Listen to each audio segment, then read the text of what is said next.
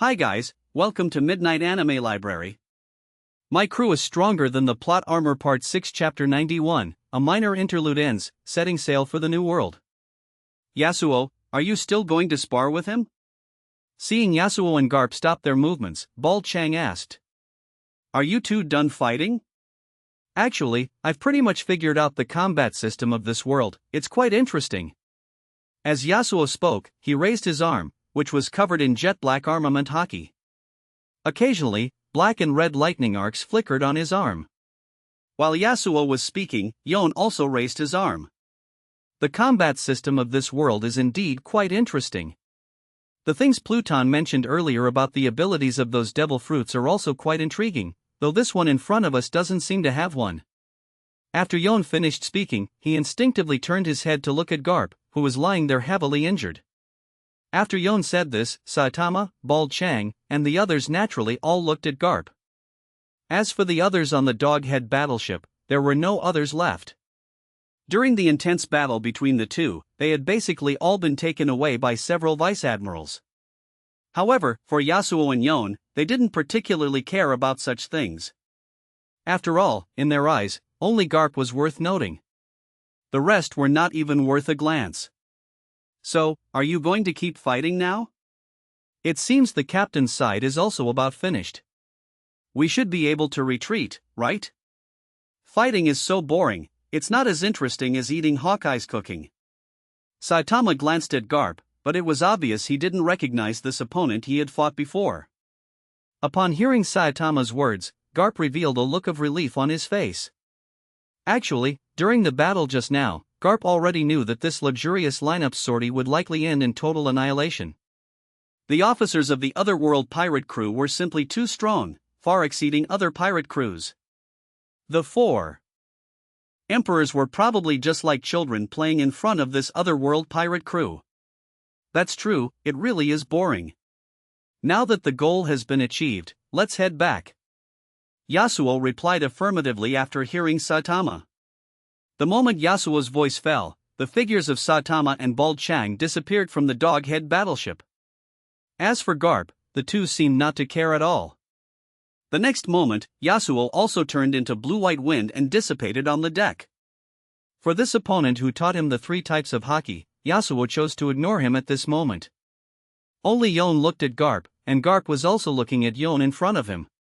Garp really hadn't expected that these people in front of him would just leave like this without killing him.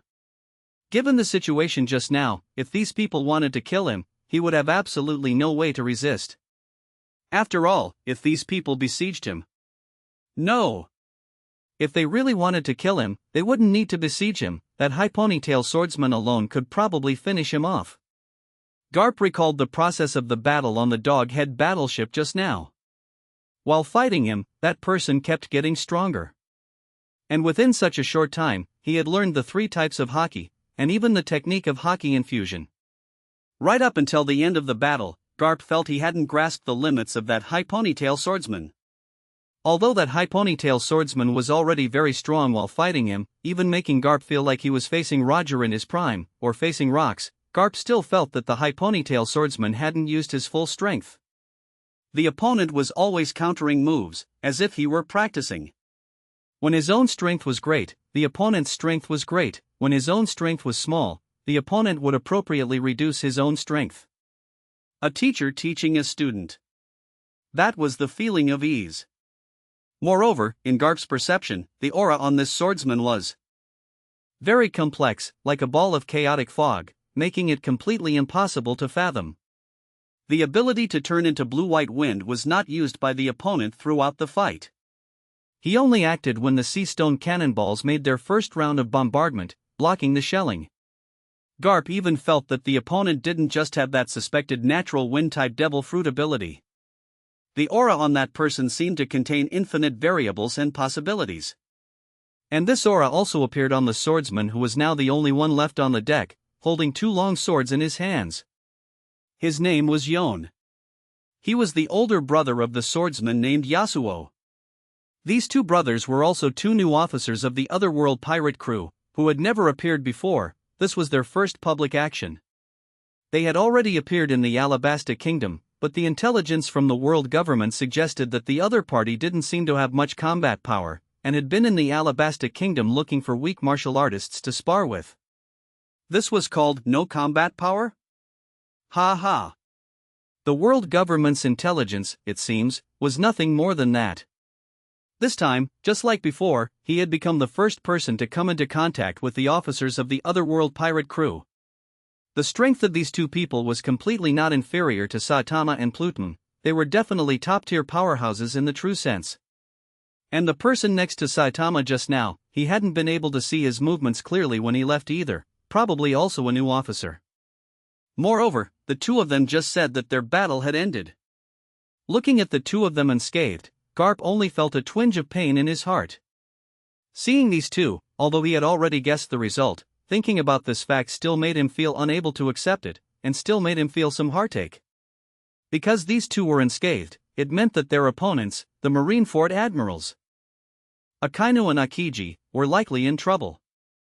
After all, he had seen that azure beam of light and that golden beam of light with his own eyes. That kind of terrifying speed, momentum, and strange feeling was definitely an extraordinary ability. This otherworld pirate crew was definitely countless times more terrifying than he imagined, than everyone imagined.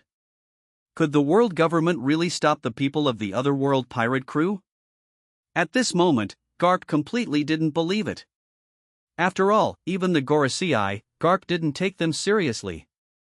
Because Garp had seen the most powerful people in this world. Even if the world government indeed had trump cards, had the existence of one of the three ancient weapons, Uranus, in Garp's view, they would definitely not be the opponents of these monsters from the otherworld pirate crew. Otherworld pirate crew. Now it seemed that this name was really quite fitting. The combat power of these people seemed to be truly on a different level from the marine and the world government, and from the combat power of this world that he understood. This otherworld pirate crew might really have come from another world. Was the young man in front of him looking at him, wanting to kill him, or wanting to spare his life as an explanation to the marine side? However, given the strength of these officers of the otherworld pirate crew, was there really a need to give an explanation to the marine? An interesting person. I hope to meet you again next time, and I hope that by then, you will have walked your own path. After Yon finished saying this, his body turned into an afterimage, and in an instant, it seemed to eject away toward the infinite distance. At this time, Garp seemed unable to hold on any longer and collapsed on the dog-head battleship. Looking at everything around him, Garp only felt like he was in a dream. From the confident coalition of tens of thousands of marines and the world government, majestically attacking the otherworld pirate crew, to the current defeat like a collapsing mountain, with two admirals whose lives were unknown, and two Gorosei whose lives were also unknown. The world government coalition, due to a direct conflict with Laluan, Pluton, and others, was probably completely annihilated by now. He was also seriously injured. The occurrence of all these things didn't seem to take much time. And this time, whether it was Yasuo or Saitama and the others, they were obviously completely indifferent to him, although Yon finally said a sentence to him that seemed to have other profound meanings. But Garp could also feel from Yon's eyes that it was not the look of looking at an opponent. It was the look of looking at an interesting object. Perhaps in the eyes of these people, he was really nothing, and the other party didn't care about him much. Garp only felt very fortunate at this moment that when he came over, he had instructed several vice-admirals to take his adjutant on the dog-head battleship and the group of trusted soldiers he had trained away from this battlefield. That group of people were all kind people with justice in their hearts and shouldn't die here. If they had stayed, they might even have died because of his desperate struggle. That kind of meaningless death was the scene Garp least wanted to see. Otherwise, the aftermath of the battle between him and Yasuo just now would likely have killed these soldiers around him. Crack, crack. Just as Garp was feeling emotional and stunned, the dog-head battleship he was lying on made a sound of unbearable cracking. The current dog-head battleship had also reached the verge of collapse. This warship had fought with him for so many years and had never suffered such a powerful impact. However, perhaps it wasn't just this dog-head battleship symbolizing him that suffered such a powerful impact, the one most impacted was himself. Cough, cough, cough. Garp coughed violently a few times, spitting out all the blood in his mouth. Then he struggled to stand up, trying to move his body, found a small wooden boat around the Doghead battleship, and jumped in. Then he rowed the small wooden boat, heading in the direction of Akainu and Akiji just now. The only thing he wanted to confirm now, and the only thing he could do, was this. The main battlefield was no longer a place he could go to. After confirming the situation of Akainu and Akiji in a while, he would have to leave here quickly. If he could return to Marineford alive, he must tell Sengoku everything that happened today, word for word. The Otherworld pirate crew must never be provoked again in the future. This Otherworld pirate crew was definitely the most terrifying existence in the world today.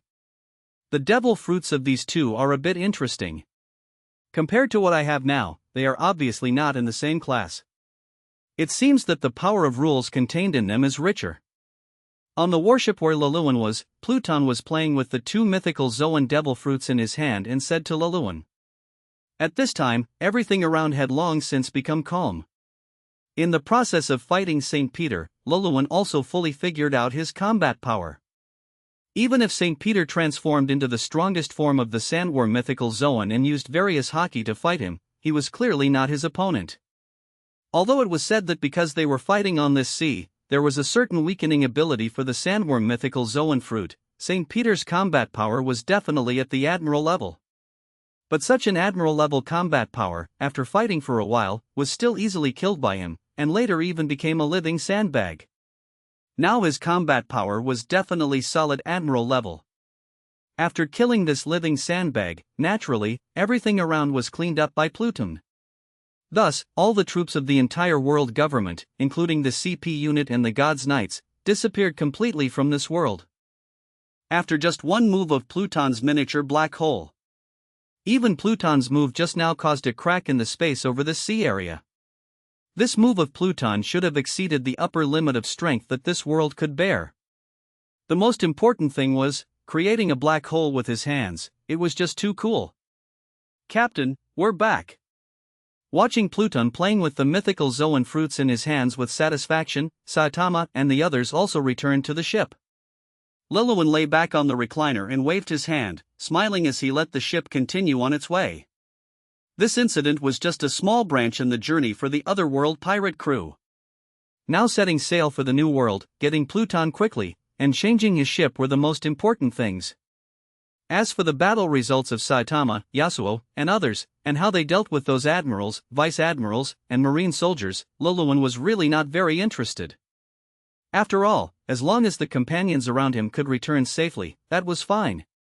However, it should be quite difficult to make his companions get hurt. Captain, do you want me to make some more dishes? I also studied some new recipes while you were fighting just now. At this time, Hawkeye was wearing a white tall hat and a chef's outfit, looking very serious. The battle just now should have consumed everyone's physical strength, right? I'll go prepare a sumptuous dinner immediately. After Hawkeye finished speaking, he didn't even wait for Luluan to nod and turned into the kitchen. And Luluan looked at Hawkeye. Did the battle just now consume physical strength? Maybe. But he always felt that this Hawkeye didn't seem to be really concerned about whether the battle consumed physical strength. It seemed that this guy had just simply fallen in love with cooking.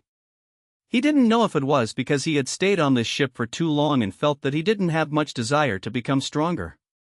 But whatever. The food Hawkeye made now was indeed delicious. Chapter 92, Start the World Military Draft. I understand. Get back as soon as possible. Marineford, Marineford. At this moment, in his office, Fleet Admiral Sengoku had just hung up the Den Den Mushi from Vice Admiral Momosaji. Sengoku's expression was incredibly anxious at this moment. Because what he had just heard over the phone was simply too shocking and terrifying, it was completely beyond Sengoku's expectations. After sending out the troops led by 2 Gorosei, 2 admirals, and a group of vice-admirals this time, Sengoku had taken it for granted that victory in this battle was assured. After all, such a powerful lineup could probably easily wipe out the Whitebeard pirates, and even if 2-4 Emperor's pirate crews joined forces, they would not be a match for this lineup. No matter how powerful the Otherworld pirate crew was, due to their small numbers and the fact that the Marine had made full preparations for this sortie, there naturally shouldn't have been any issues. Even though Kizaru and Garp had both said how incredibly powerful those cadres of the Otherworld pirate crew were, no matter how powerful they were, there should ultimately be a limit. Where on earth did these people from the Otherworld pirate crew emerge from? This world has truly and completely changed into something he is no longer familiar with. Has he really grown old? At this moment, thoughts were racing through Sengoku's mind. However, Sengoku still immediately ordered the marineford to dispatch a fleet once again to rescue the fleeing vice-admirals and the elite soldiers of the headquarters. As for the world government's troops, according to Vice Admiral Momosaji, it was highly probable that they had been completely wiped out. After all, I only saw that flash of white light, tearing apart the entire sky and the sea. Every single one of those cadres from the Otherworld pirate crew is a monster. Although Sengoku hadn't witnessed the scene with his own eyes, just from Momosaji's description, he could guess what kind of soul-shaking blow the Otherworld pirate crew had dealt to the marine personnel during this conflict. It was enough to make Momosaji, an admiral candidate, completely lose her will to fight and be utterly panicked. This was the first time Momosaji had reported to him with a sobbing voice while on the phone. Clearly, she had been terrified by the Otherworld pirate crew's attack. Just from Momosaji's reaction, one could judge just how heart-stopping this encounter had been. And just after Sengoku ordered the soldiers to dispatch troops for rescue, the den mushi in his arms rang again. "Kizaru, why is it you?" Seeing that Kizaru was calling him, Sengoku's heart couldn't help but become a little more anxious. He still didn't have a clear picture of the situation regarding Akiji and Akainu, and now Kizaru was calling. Sengoku was terrified that he would hear more bad news from Kizaru. "Fleet Admiral, it's like this. Before the battle started, Garp found me and asked me to provide support from far behind their troops to prevent any unforeseen circumstances. Now, the battle at the center of the battlefield where the Gorosei were has ended, and those people from the Otherworld pirate crew should have left. I am currently searching for Garp." "You followed them? Then what is the situation with the Gorosei now?" Hearing that Kizaru had followed, Sengoku immediately asked with concern. Because compared to Momosaji, Kizaru's perspective was clearly broader, and he would be clearer about what had happened in the center of the battlefield. Moreover, Kizaru's observation haki was far beyond what Momosaji could compare to. From Kizaru, Sengoku did indeed hear a rough account of the entire battle. Although Kizaru had only watched the battle from afar, after all, being high in the sky, Kizaru had still seen some of the combat situation. For example, a flash of white light tearing through the sky and the sea. A bright blue beam of light that seemed to pierce through the entire world. Then, a golden light flashed out, and the sea, which had been shot through with a hole, quickly restored itself. Even the water vapor filling the sky seemed to be reclaimed, as if time and space were reversing. Listening to these descriptions from Kizaru, Sengoku felt nothing but immense shock. Although the Marine already had quite a bit of intelligence regarding the abilities of all members of the Otherworld pirate crew and believed they understood the cadres of the Otherworld pirate crew relatively well, the information Kizaru provided this time was as if they were encountering the Otherworld pirate crew for the first time. What white light? What bright blue beam? What golden light of time reversal? What on earth are these things? They were completely things they had never encountered before. I am afraid the Gorosei and the world government side, as well as the CP unit and the God's Knights, must have all been wiped out this time. After all, according to Kizaru, after a while, when he went to the location where the white light had erupted, there was nothing left around. There were no remnants of the fleet, nor any traces of a battle, as if nothing had ever happened there, and it remained a calm sea surface. Listening to Kizaru's description over the den mushi, Sengoku realized that this matter had become absolutely massive. Although the power of the Otherworld pirate crew had already exploded across the world after the death of one Gorosei previously, and the world government could no longer suppress such news, this incident has completely established the Otherworld pirate crew as one of the most major powers in this world, even surpassing the four emperors' pirate crews. In Sengoku's view at this moment, even if you tied all the four emperors' pirate crews together, they might not be equal to the Otherworld pirate crew. The outcome of this battle was simply too tragic. Two Gorosei, the CP unit, and the God's Knights had all been killed in action. Wait. If all these people were killed in action, then what about Akainu and Akiji? What about Garp? Kizaru, search the surrounding seas with all your might immediately for the whereabouts of Garp, as well as Akainu and Akiji. After giving the order to Kizaru on the Den Den Mushi, Sengoku could no longer sit still. Two admirals of the Marine and his close friend of so many years, Garp, were all missing. Sengoku could no longer care about anything else. Sitting in command at Marineford was completely out of the question.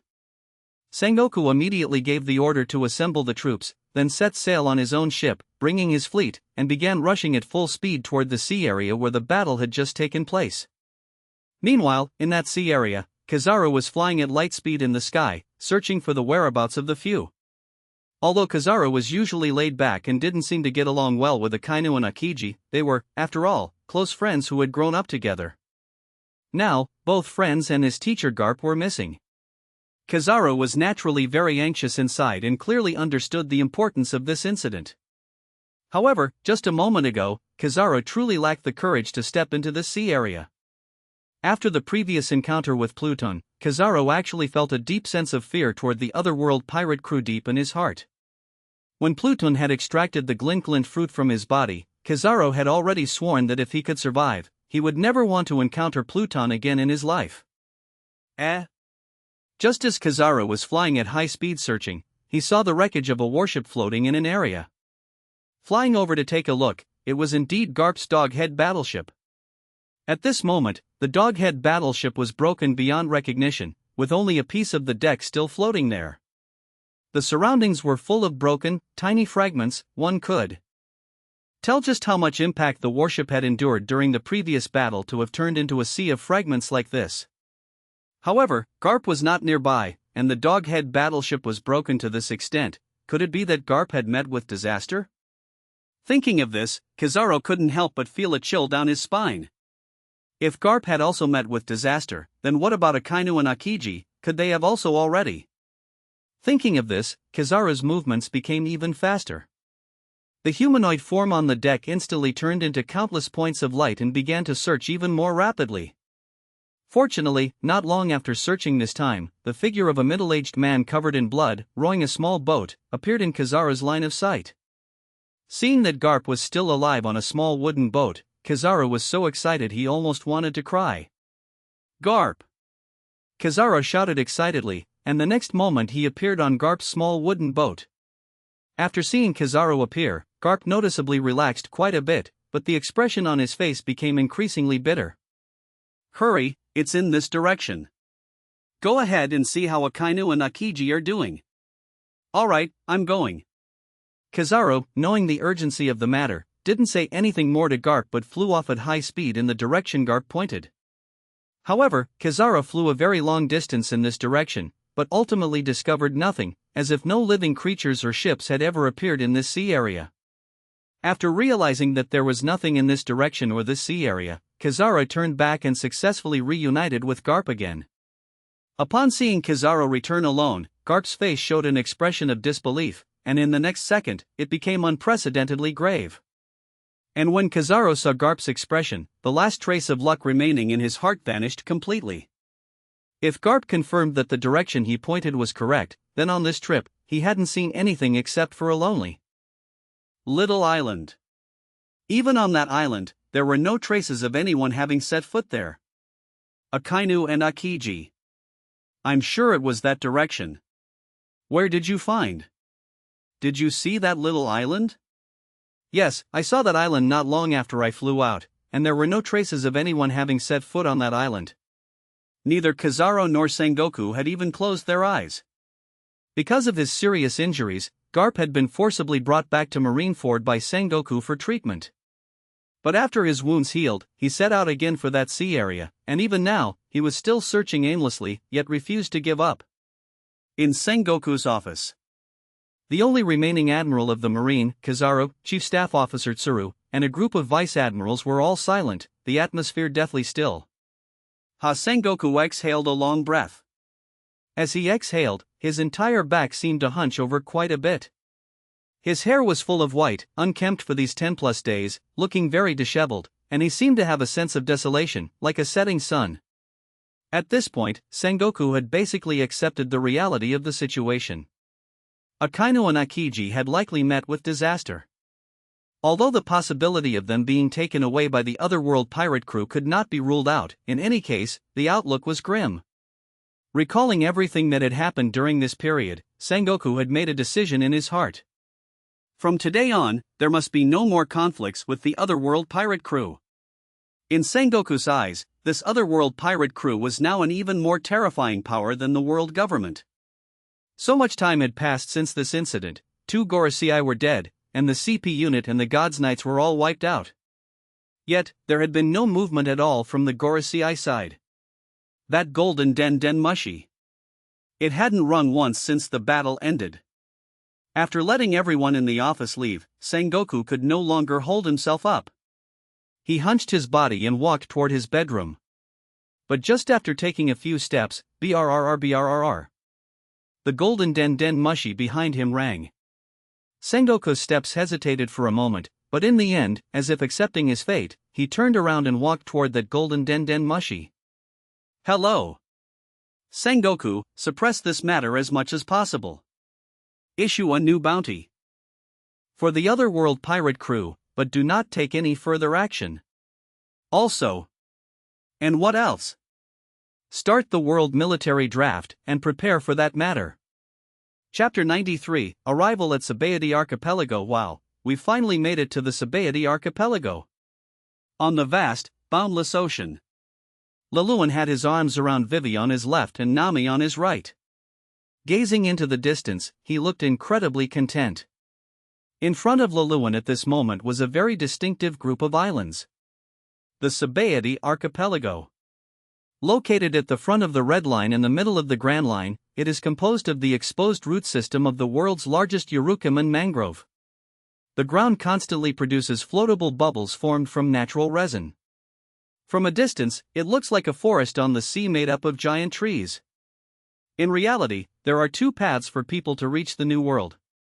One is to petition the world government and then cross directly through the Holy Land Marigeos, located at the peak of the Red Line. This requires abandoning one ship and costs a great deal of money. Of course, this is for other people. For the average pirate crew, this option doesn't even exist. Basically, all pirate crews first use Urukuman mangrove resin to coat their ships and dive 10,000 meters down.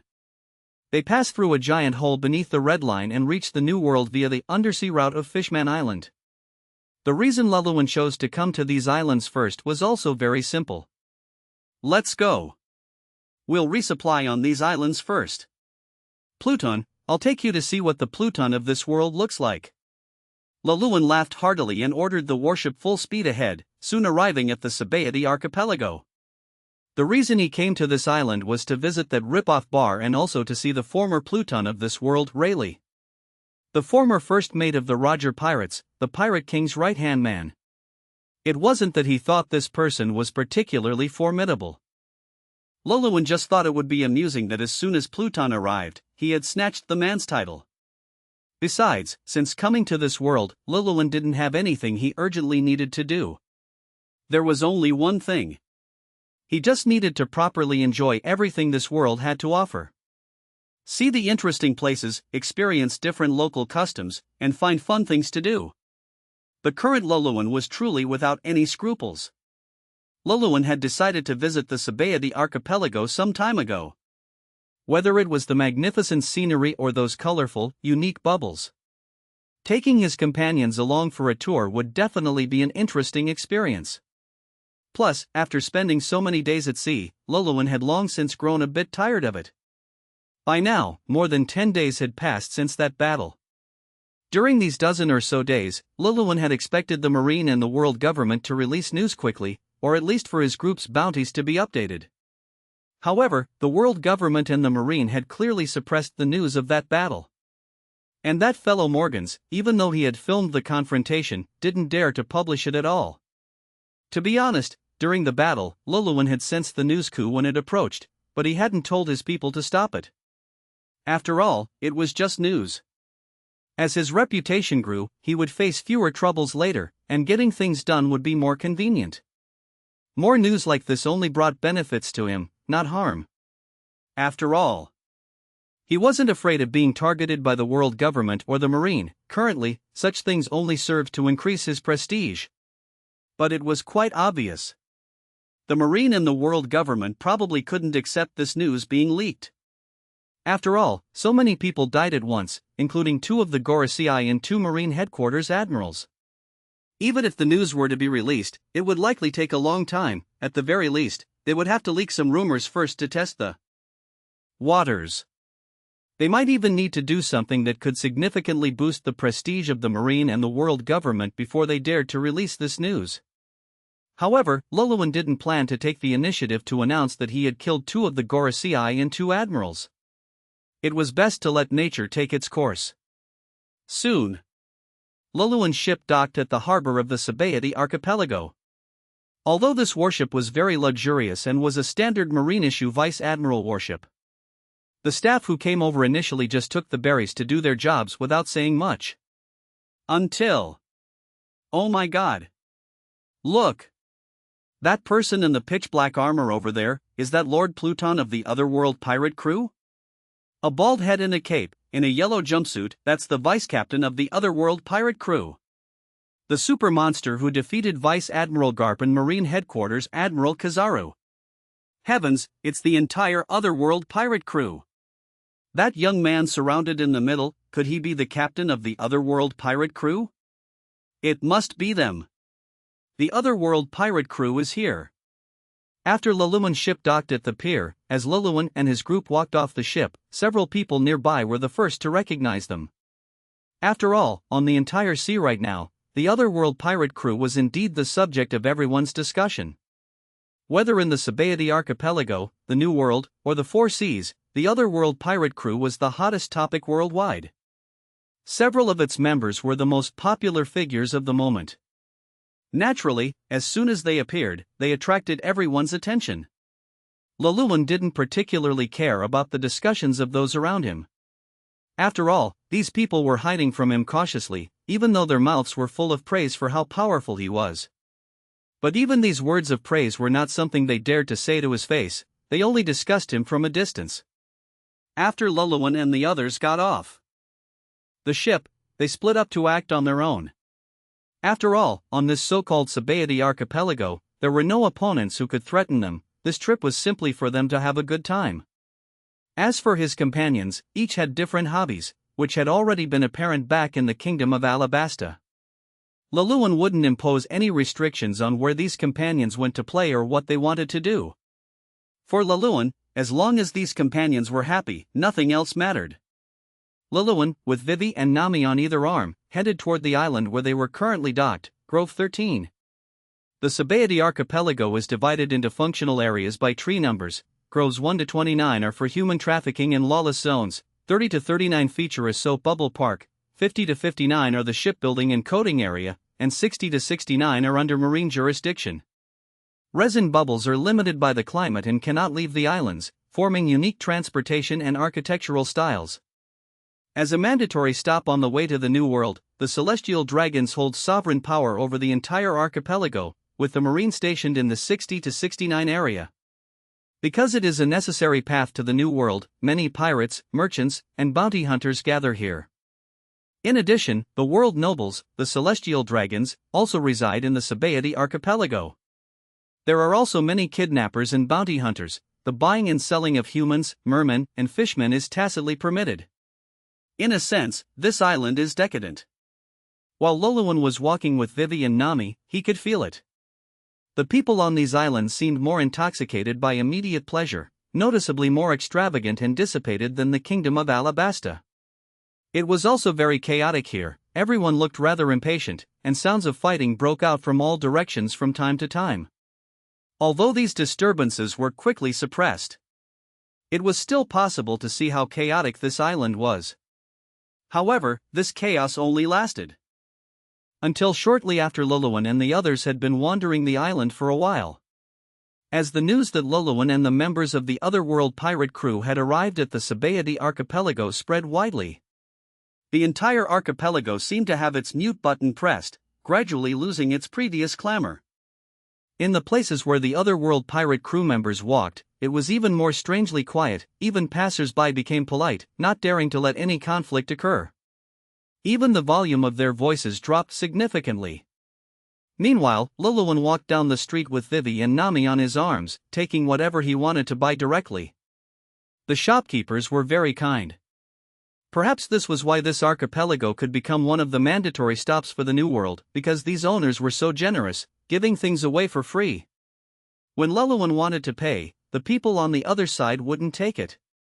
This island certainly seems to have simple and honest folk, and very hospitable. Ha ha ha ha, Luluan said with a laugh. The moment Luluan said this, the people on the street who heard it immediately chimed in. Captain Luluan, this is only what we should do. Captain Luluan, you're so handsome. Can I shake your hand? Captain Luluan. Captain Luluan. Captain Luluan, how can one join the otherworld pirate crew? Voices rose one after another because Luluan's warm smile gave the people of the Sabaody archipelago a very good impression of this mysterious captain of the otherworld pirate crew. Although they could clearly feel in their minds that the young man before them was an incredibly powerful expert. And he looked very mysterious at first glance. That warm smile also let people know why this young man could lead so many powerful experts.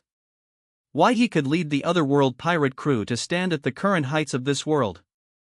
Perhaps it was precisely because he possessed a warm heart. This was the first time Luluan felt like a celebrity. It felt like there were fans of his everywhere as he walked along the road. However, this feeling didn't make Luluan feel annoyed. After all, the feeling of being pursued by 10,000 people was indeed quite pleasant. He continued to browse and walk along the road of the Red Island. Luluan also fulfilled the wishes of many fans, shaking hands with them in a friendly manner.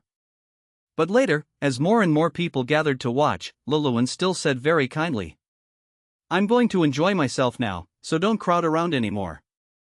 As he spoke, Luluan still wore the smile of a sunny and cheerful big boy, but he also released a faint threat of his conqueror's hockey pressure. It had to be said that Luluan's words were indeed very effective. Because after he said those words, no one came to bother him anymore. As Luluan wandered, he soon came to the front of a small bar. Looking at the sign of this bar, the corners of Luluan's mouth couldn't help but curl into a meaningful smile. Rip-off bar? This name is certainly interesting enough. Nami showed a very happy smile after seeing the sign of this tavern. It was clear that Nami really liked the name of this bar.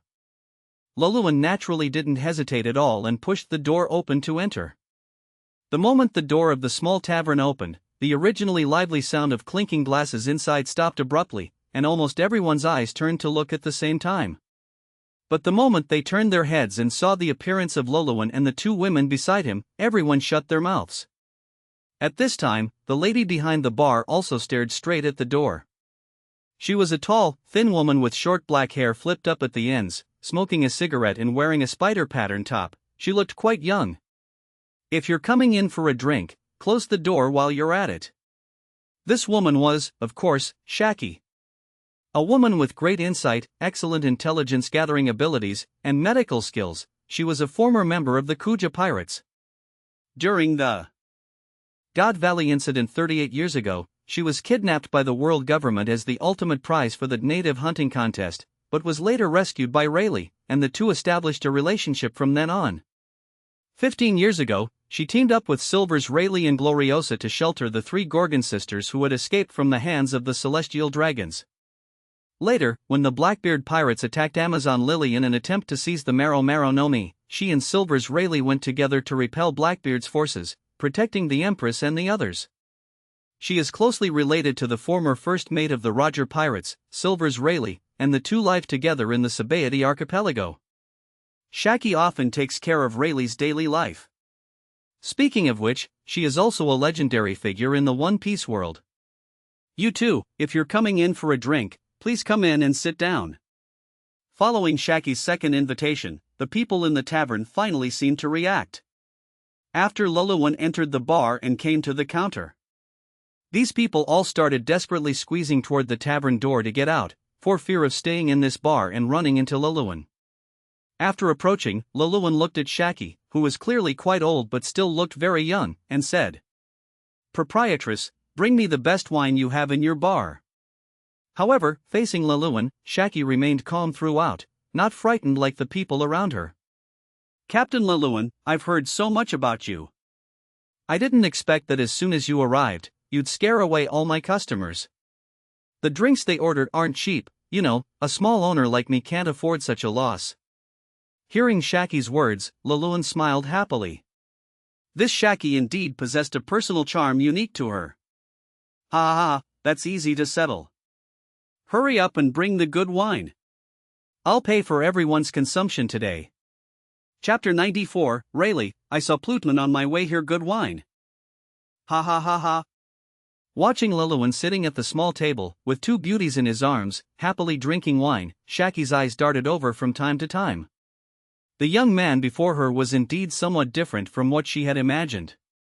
After all, the news about the Otherworld pirate crew had spread throughout the entire world during this period. The Sabaody archipelago, being the essential gateway to the New World, was naturally already filled with rumors about the Otherworld pirate crew. As a friend of Rayleigh, Shaki had also read quite a few reports about the Otherworld pirate crew. When she saw that the title of Plutman, which belonged to Rayleigh, had been snatched away by a member of the Otherworld pirate crew, she knew. Shaki already knew that this Otherworld pirate crew was not simple. Not long after setting sail, every one of them had a bounty of billions. Furthermore, Hawkeye, the world's strongest swordsman, such a proud guy, had actually joined this Otherworld pirate crew. It was even said that he had become the cook of this pirate crew, not even a combatant. This was enough to show just how terrifying this pirate crew truly was. Although only the battle records of the one captain, 2 officers, and Hawkeye the cook had been reported. The rest of the information about these members and the Otherworld pirate crew remained like a fog. Because this pirate crew had appeared too mysteriously, there had been no previous rumors or related news about them at all. It could be said that these people from the Otherworld pirate crew didn't even seem to know where in the East Blue they had emerged from. It was as if they had truly appeared out of thin air. Yet, these few people, upon their debut, became the top powerhouses in the entire One Piece world and the most talked about pirate crew. Moreover, according to a recent report, the Otherworld pirate crew had killed one of the Gorosei.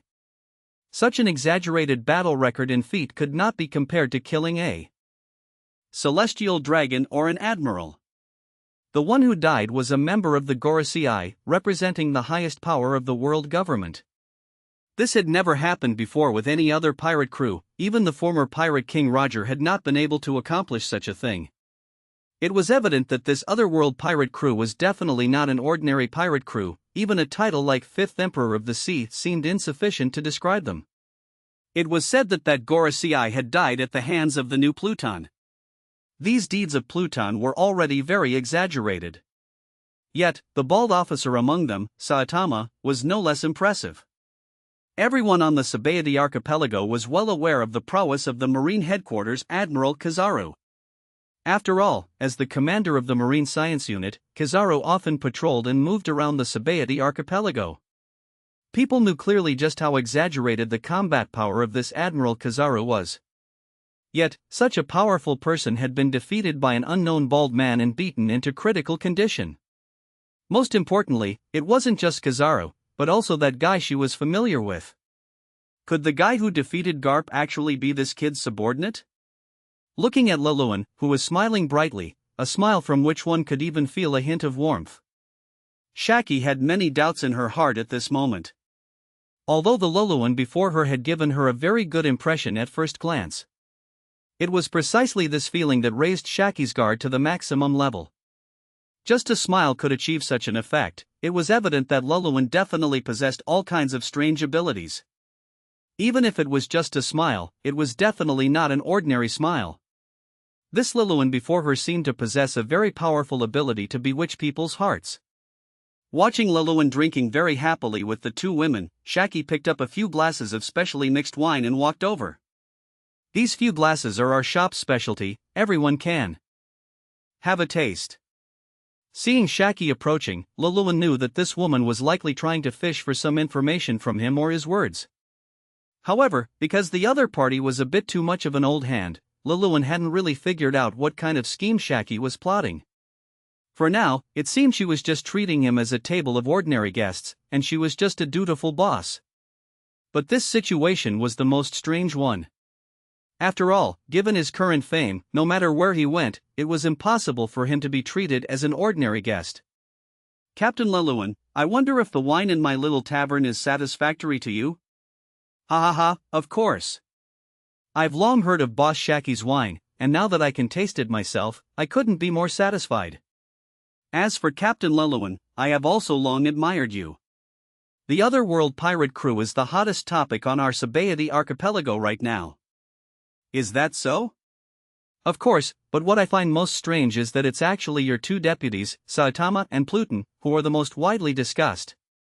There isn't much news about you, Captain Luluan. It's truly too mysterious and makes one full of curiosity. When Shaki said this, there was clearly a hint of teasing in her tone. Nami was sitting on the side.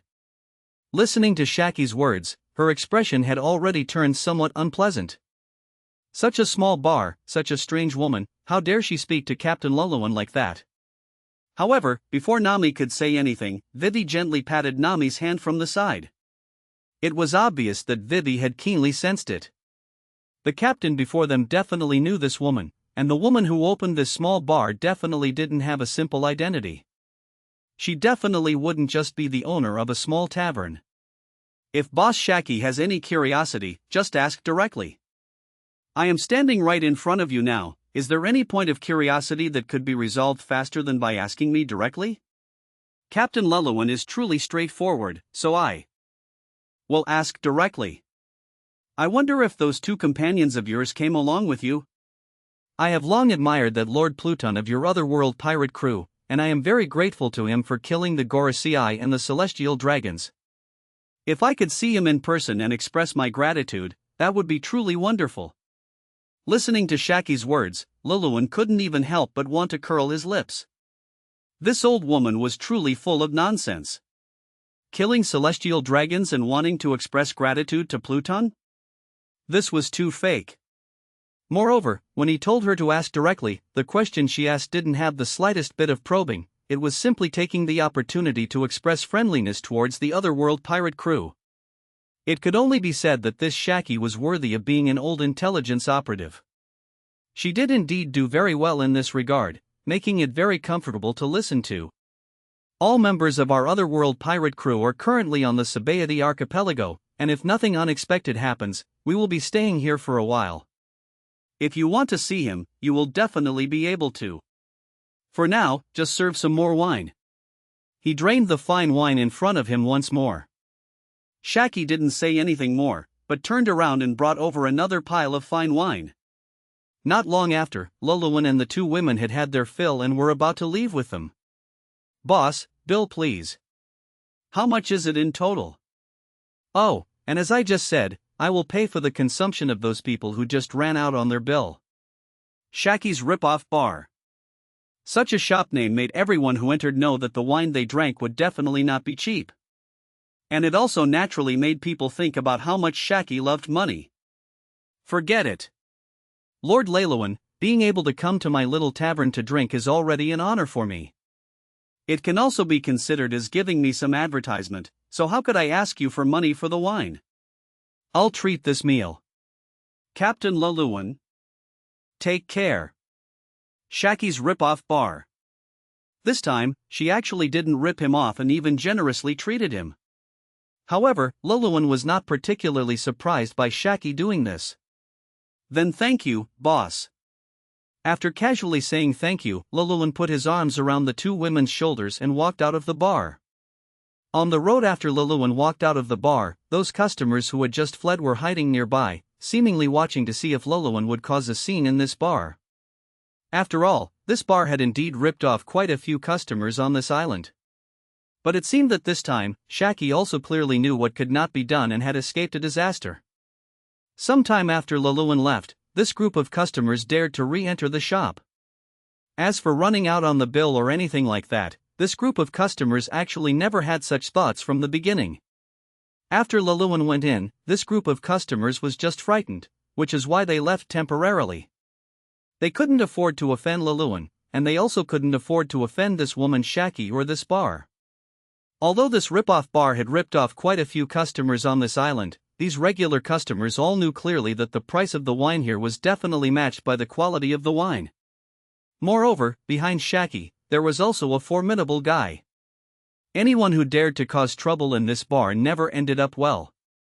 After this group of people re-entered the little tavern, Shaki had already changed back to her previous face and was no longer as gentle as she had been when treating Luluan. You few ran away quite fast just now. Hurry back and tidy up the tables and chairs you knocked over, and pay the wine bill immediately. Shaki glanced at everyone, said this, and then started getting busy again, serving wine to the customers. While serving wine, these customers also asked Shaki about what happened after they left. Boss, we'll get right on it. By the way. Boss, did you manage to talk to that Captain Luluan just now? Boss, were you scared by the captain of the Otherworld pirate crew? It's my first time seeing such a big figure. It's truly too amazing. At first glance, you could tell he was a very mysterious top powerhouse.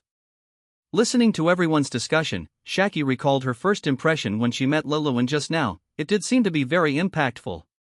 A very young and handsome face, but it also gave her a mysterious and powerful feeling.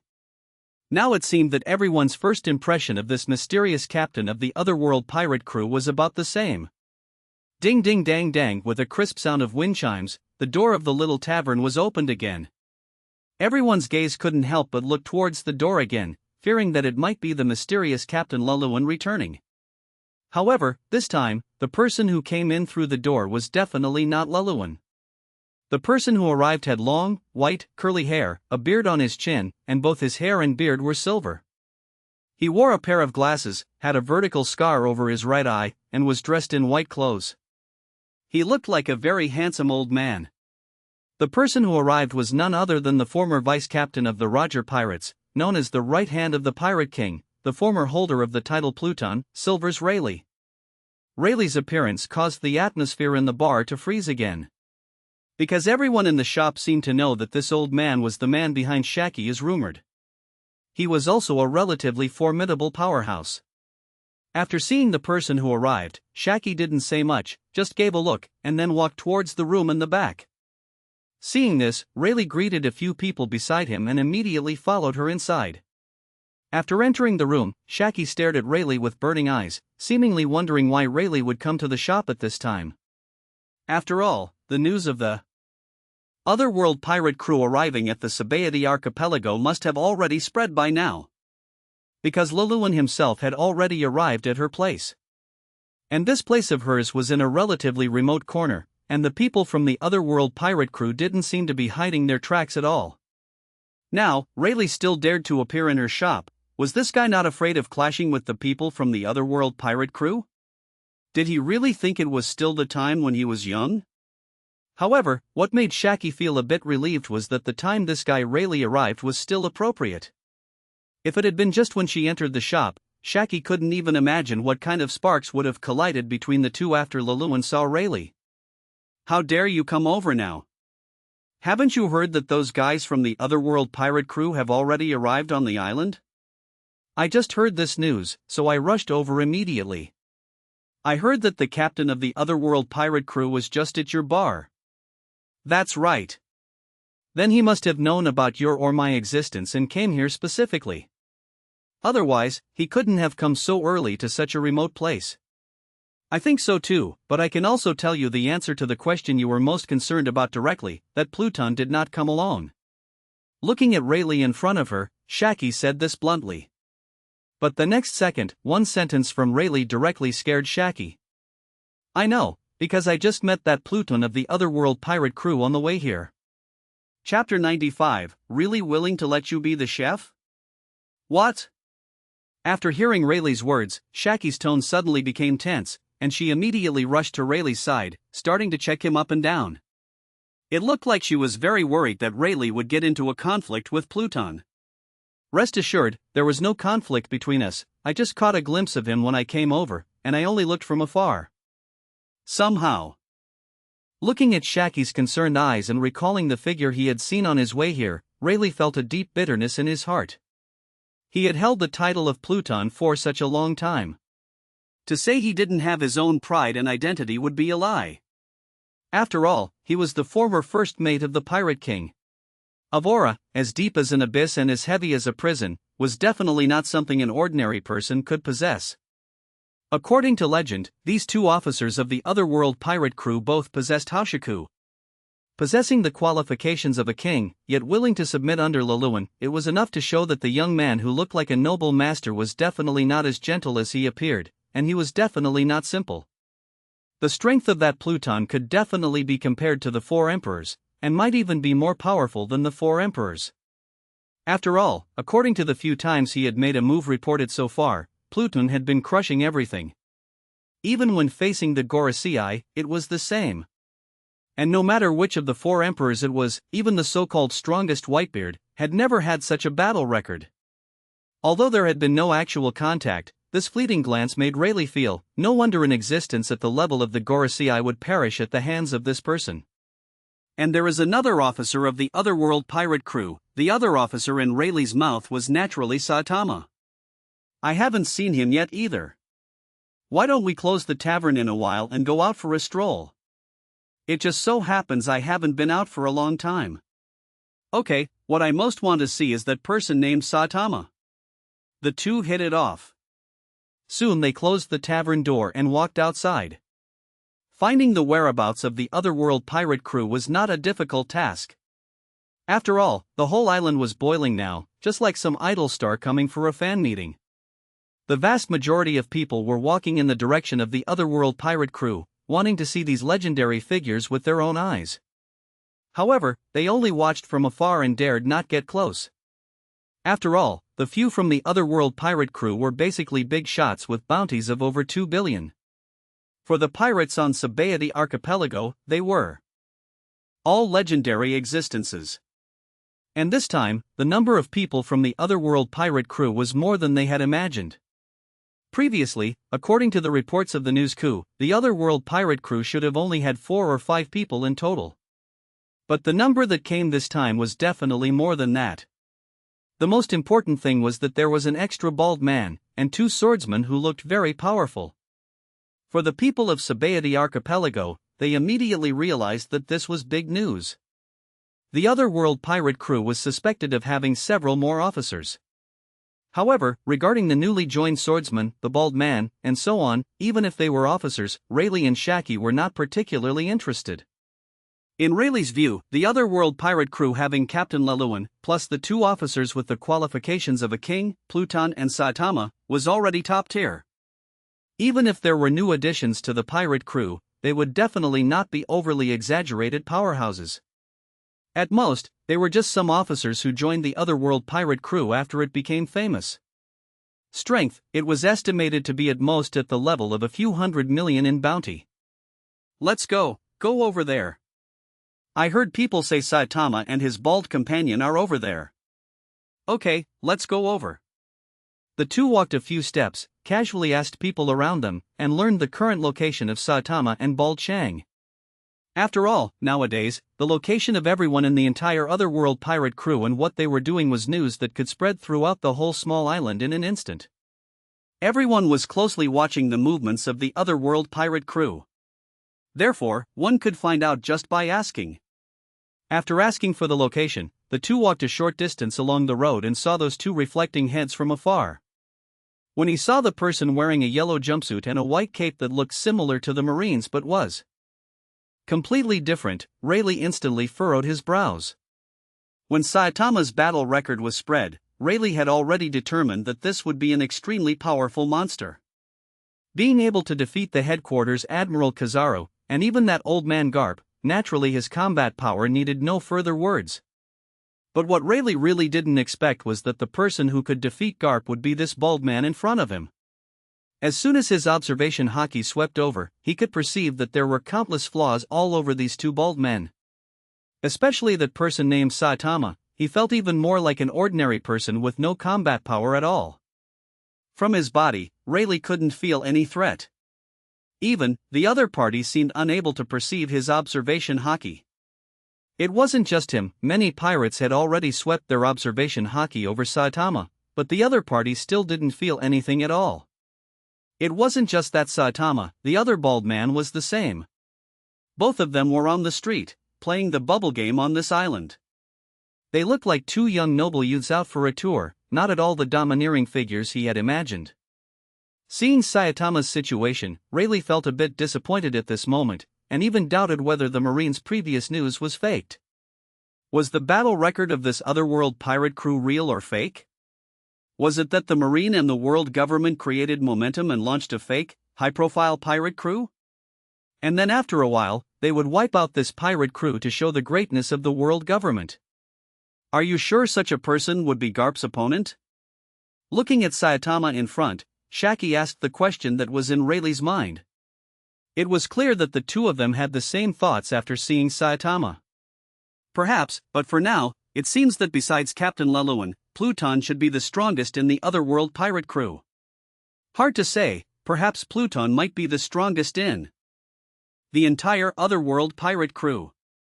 After seeing Saitama, Rayleigh and Shaki also went to see the other members of the otherworld pirate crew.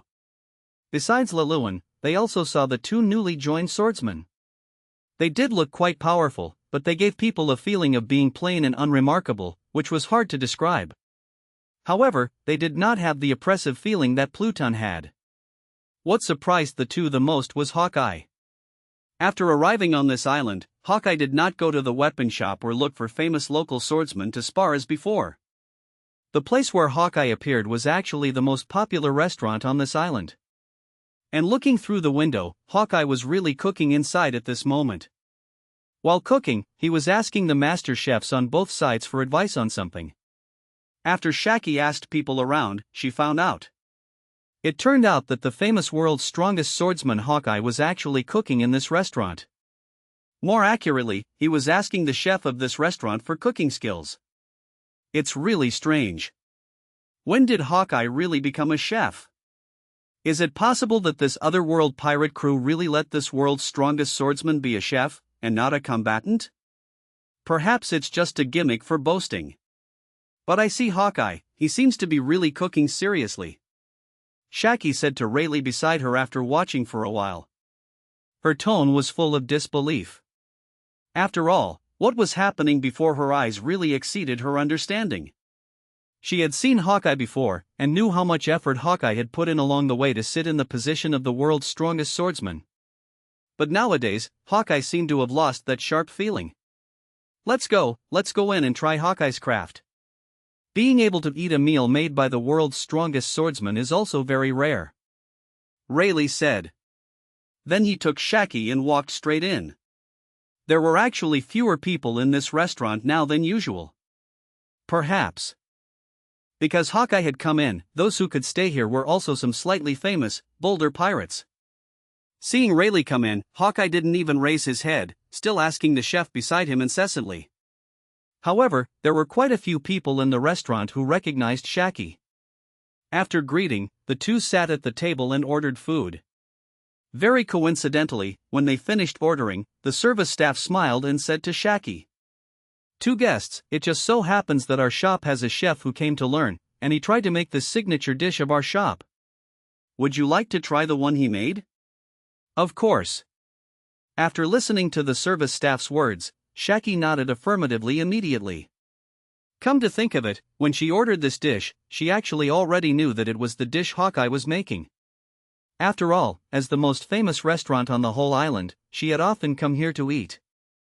After waiting for a while, the service staff carried 2 plates of food and walked towards them. And most importantly, Hawkeye was wearing a white chef's hat, following behind the service staff. It seemed like he followed along, wanting to hear the evaluation of this dish. However, when he came over, Hawkeye glanced, and his gaze remained fixed on Rayleigh. 2 guests, this dish was made by this chef, let me talk to these 2 guests from now on, you can go. Hawkeye waved his hand, and after the service staff left, he sat directly in the seat next to Shaki, which was directly opposite Rayleigh. Hawkeye, it seems you recognized me. Rayleigh is an old senior. I didn't expect to be able to see you here. Seeing Rayleigh, Hawkeye was indeed very surprised at this moment. He really didn't expect that this former first mate of the Pirate King had hidden away on such a small island. After tasting the food on the plate, Rayleigh looked up and stared at Hawkeye. I didn't expect Hawkeye to really be studying culinary arts now. Is it really as the outside world says, that you are now the chef of the Otherworld pirate crew? That goes without saying. I am a man who has sworn to become the world's greatest chef, world's strongest swordsman. Actually said he wanted to become the world's greatest chef. And what made Rayleigh feel even more incredible was that when Hawkeye said this, there was still a shining light in his eyes, which was clearly very serious. Captain Leyluin is willing to let a powerful person like you be a chef? A powerful person? Perhaps for the outside world, that was the case. Compared to his strength when he first arrived in the East Blue, during this time on the ship, because he was with Pluton and Saitama and the others, Hawkeye felt that his strength had indeed improved quite a bit compared to before. Especially when Pluton was on the ship helping Nami and the others eliminate impurities in their bodies, he also helped him clear them out. Nowadays, his strength was indeed much stronger than before. But on this ship, the two words powerful person really didn't have much to do with him. Chapter 96, Otherworld Pirate Crew. Second Bounty Announcement. To be able to make you praise him so much, it seems this Captain Leyluin is truly formidable. At a small table in the restaurant, the three of them were eating while chatting. During their conversation, they naturally couldn't help but mention the members of the Otherworld pirate crew. When Leyluin was mentioned, the respect from deep within Hawkeye's heart and the unnatural admiration in his tone were all heard and seen by Rayleigh. Rayleigh could tell that Hawkeye had now completely joined the Otherworld pirate crew. In many pirate crews, the officers and members are bound together by mutual interests. Or perhaps it's because of fame, like the Four Emperors pirate crews. Among the officers in these large pirate crews, only a small portion are truly willing to die for the crew. The others only chose to join because of the reputation of the Four Emperors. Pirate crews. Generally speaking, proud people like Hawkeye always have their own agendas. Even if they join a certain faction, getting them to truly die for the leader of that faction is a very difficult thing. The Otherworld pirate crew undoubtedly reminded Rayleigh of the former Rocks pirates. The Rocks pirates of the past were also a sensation, becoming the most powerful pirate crew in the world, bar none, reigning above everyone else. However, there was one major problem within this crew. That was that there were a bit too many people with the qualities of a king, and almost all of the core officers possessed Conqueror's haki. Although they could be temporarily suppressed by a brutal overlord like Rocks, once any incident occurred, these people would leave one by one and would not die for their captain. Initially, Rayleigh had the same speculation and thoughts regarding the Otherworld pirate crew. After all, like the Otherworld pirate crew, the former Rocks pirates had gathered almost all of those powerful experts together. And when they first debuted, they displayed monster-like talent. However, the final outcome of the Rocks pirates was miserable. Rayleigh still remembers the great battle at God Valley. After all, he was one of the eyewitnesses back then and naturally knew just how tragic that battle was. He also knew how unfortunate it was for a person like Rocks in that battle. But looking at it now, Hawkeye's heart should already belong completely to this Otherworld pirate crew. To be able to make Hawkeye, a world-class great swordsman, completely submit within such a short time, the charm of Captain Leyluin and his Otherworld pirate crew is evident. Our Otherworld pirate crew is not just powerful, everyone on the ship is a monster in the true sense of the word. You might not understand what I mean now, but in the near future, you will likely understand this statement of mine. Hawkeye laughed, drained the wineglass in front of him in one gulp, gave a simple greeting to Rayleigh, and then returned to the chef to continue learning. Rayleigh, sitting in his seat, watched Hawkeye's back, lost in thought. When Hawkeye said those words just now, it was clear that something had happened that he didn't know about yet. Based on Hawkeye's description and tone, this matter was definitely not small. It was likely a major event capable of shocking the world. Although the food Hawkeye made was truly a delicacy, at this moment, Rayleigh and Shaki found it tasteless, because their thoughts had been completely led astray by Hawkeye. Both were wondering what exactly had happened that they didn't know about. Both were guessing what major event the otherworld pirate crew had done again. And this question was answered shortly after the two left the restaurant. Marine World Military Draft.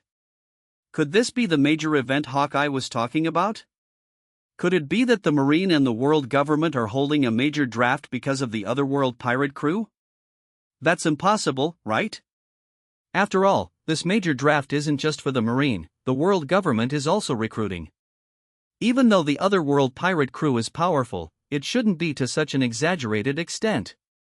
After leaving the restaurant and returning to his tavern, the next morning, guests coming to drink brought the latest newspapers and the latest big news. The Marine and the world government jointly issued an announcement. They were going to hold a major military draft across the entire world. Moreover, the number of recruits this time was very, very large, with an organization at least capable of matching the entire previous marineford. Although the Marine had held drafts many times before, this was the first time the two of them had seen such a large-scale draft. Furthermore, it wasn't just the Marine recruiting this time. The world government was also recruiting members for high-end combat units. Such behavior was truly illogical, but through this world military draft, Rayleigh and Shaki could both tell that this world was definitely going to be restless, and some major event was bound to happen or had already happened. Otherwise, the Marine and the world government would not have taken such major actions. By the way, regarding what Hawkeye said yesterday, could this draft commotion really be because of the otherworld pirate crew? Looking at Shaki, who was full of curiosity and asking him, Rayleigh calmly asked back, "Is the otherworld pirate crew some kind of large crew?" Coating artisan. Rayleigh laughed it off, swayed his body, and left Shaki's rip-off bar. However, just as he stepped out, a news coup flew in front of Rayleigh again. And this time, the news was the new bounty posters for the otherworld pirate crew. Breaking news! Breaking news! The bounties for the otherworld pirate crew have been updated. Damn! Really? It's been so long since they debuted, the bounties for the otherworld pirate crew have finally been updated. Wow, is this real? Why are the bounties for the members of the otherworld pirate crew so high? The Four Emperors' bounties are probably just about this much, right? The bounties for these new officers are too exaggerated. I saw them yesterday and just thought they were ordinary officers. At this moment, across the entire Sabaody archipelago, similar discussions were breaking out. Rayleigh also bought another newspaper and started checking the updated bounties for the otherworld pirate crew. Otherworld pirate crew captain, Godman Luluan, bounty, 5.088 billion berries. Otherworld pirate crew vice captain, One Punch Man, Saitama, bounty, 4.315 billion berries. Otherworld pirate crew vice captain, Pluton, bounty, 4.228 billion berries. Otherworld pirate crew officer, Windswordsman Yasuo, bounty, 3.598 billion berries. Otherworld pirate crew officer, Unforgotten Joan, bounty, 3.555 billion berries. Otherworld pirate crew officer, Bald Chang, bounty, 3.333 billion berries. Otherworld pirate crew chef, Hawkeye Myhawk, bounty, 3.045 billion berries.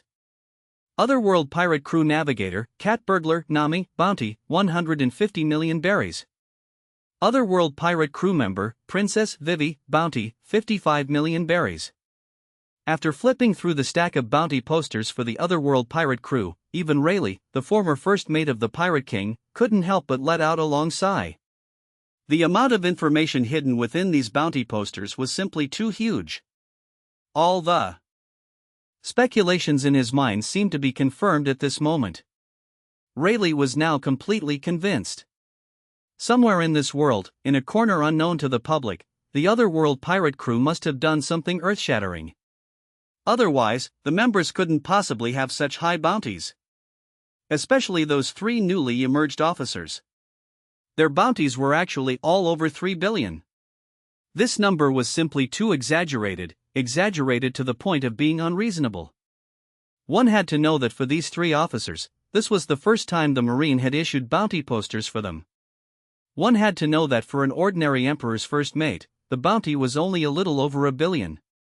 A bounty of over 3 billion meant that these few officers basically already possessed Emperor-level strength.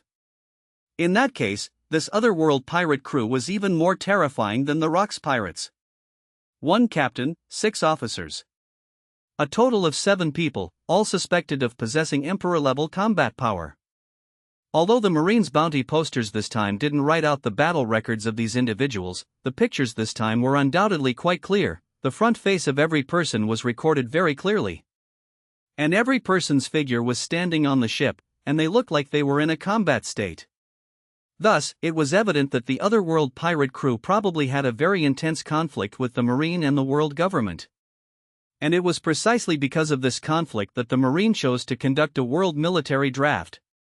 And that was why the otherworld pirate crew would receive such high bounties.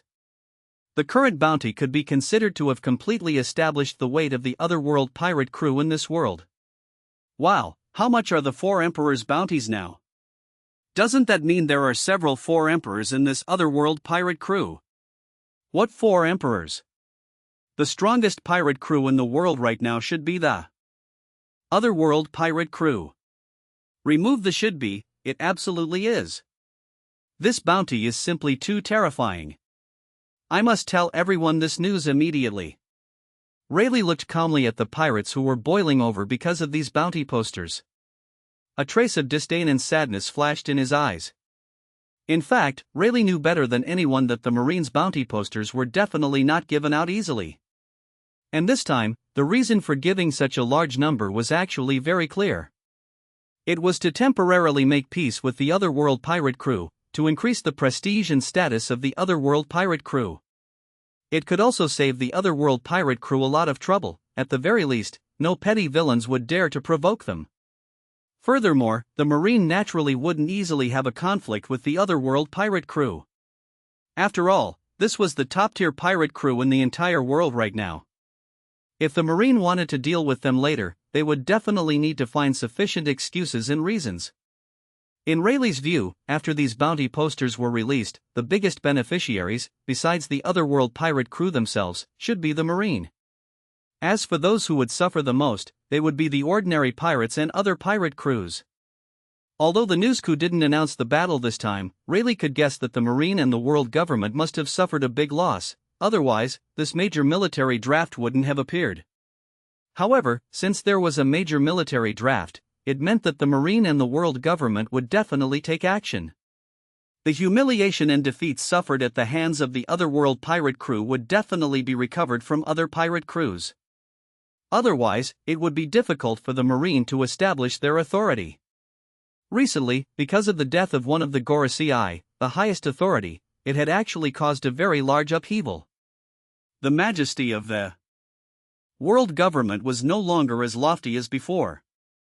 Previously, no matter which pirate crew it was, they would feel odd just mentioning the world government or the Marine. But now, even regarding the world government, quite a few people dared to ridicule them behind their backs, and regarding the celestial dragons, there was even less respect and fear than before.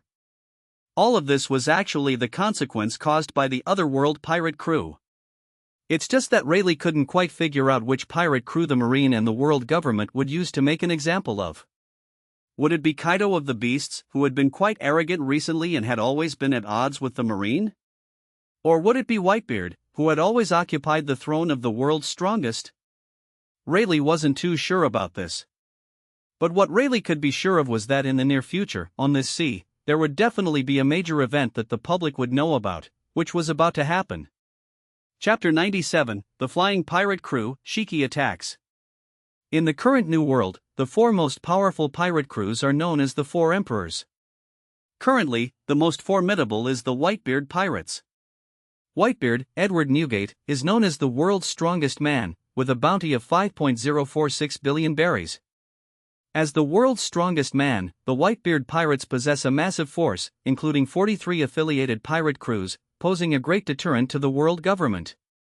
His bounty is the highest among the 4 emperors, reflecting his undisputed status.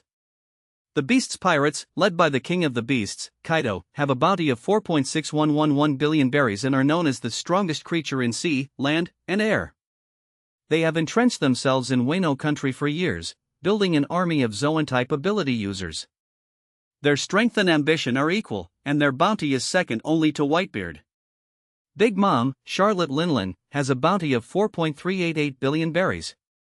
She established the Totoland Kingdom, controls Totoland, and possesses a family empire consisting of 85 children. The total bounty of her subordinates exceeds 10 billion. She is the only female among the 4 emperors, and her strength is unfathomable. The last one is Red Hairshanks, with a bounty of 4.0489 billion berries. Although his force's scale is not as large as the other 3, he possesses extremely high deterrent power due to the influence of his face fruit. In this world, only those at the level of the 4 emperors can have a bounty exceeding 4 billion berries. And for the world's strongest man, Whitebeard, who has traversed the One Piece world for so many years and enjoys a renowned reputation. The record for the highest bounty that has lasted for so many years has been broken today. The captain of the Otherworld pirate crew, Luluan, who was titled Godman by the Marine, has reached a bounty of 5.088 billion berries, surpassing Whitebeard. The amount of information revealed by this is undoubtedly huge. Additionally, the Otherworld pirate crew has 7 people with bounties exceeding 3 billion berries. These people's bounties are too high. Marco's bounty is only over 1.3 billion. I'm really curious now, just how strong are these officers of the Otherworld pirate crew to have such high bounties given by the Marine? Marco, whom everyone is talking about, is nicknamed Phoenix. He is the 1st Division Commander and Ship Doctor of the Whitebeard Pirates, with a bounty of 1.374 billion berries. He is known as Whitebeard's right-hand man and is a Zoan-type bird fruit model, Phoenix ability user, possessing super regeneration abilities. He is a renowned Emperor's first mate-level powerhouse throughout the New World. But even for the Emperor's first mate of the Whitebeard Pirates, the bounty is only a little over 1 billion berries. It's not just the Whitebeard Pirates, the Emperor's first mates of the other 4 Emperor's pirate crews mostly have bounties around this figure. Those who can exceed this number are basically the most powerful combatants in this world. So, upon seeing these wanted posters of the Otherworld pirate crew, the vast majority of pirates began to discuss it eagerly.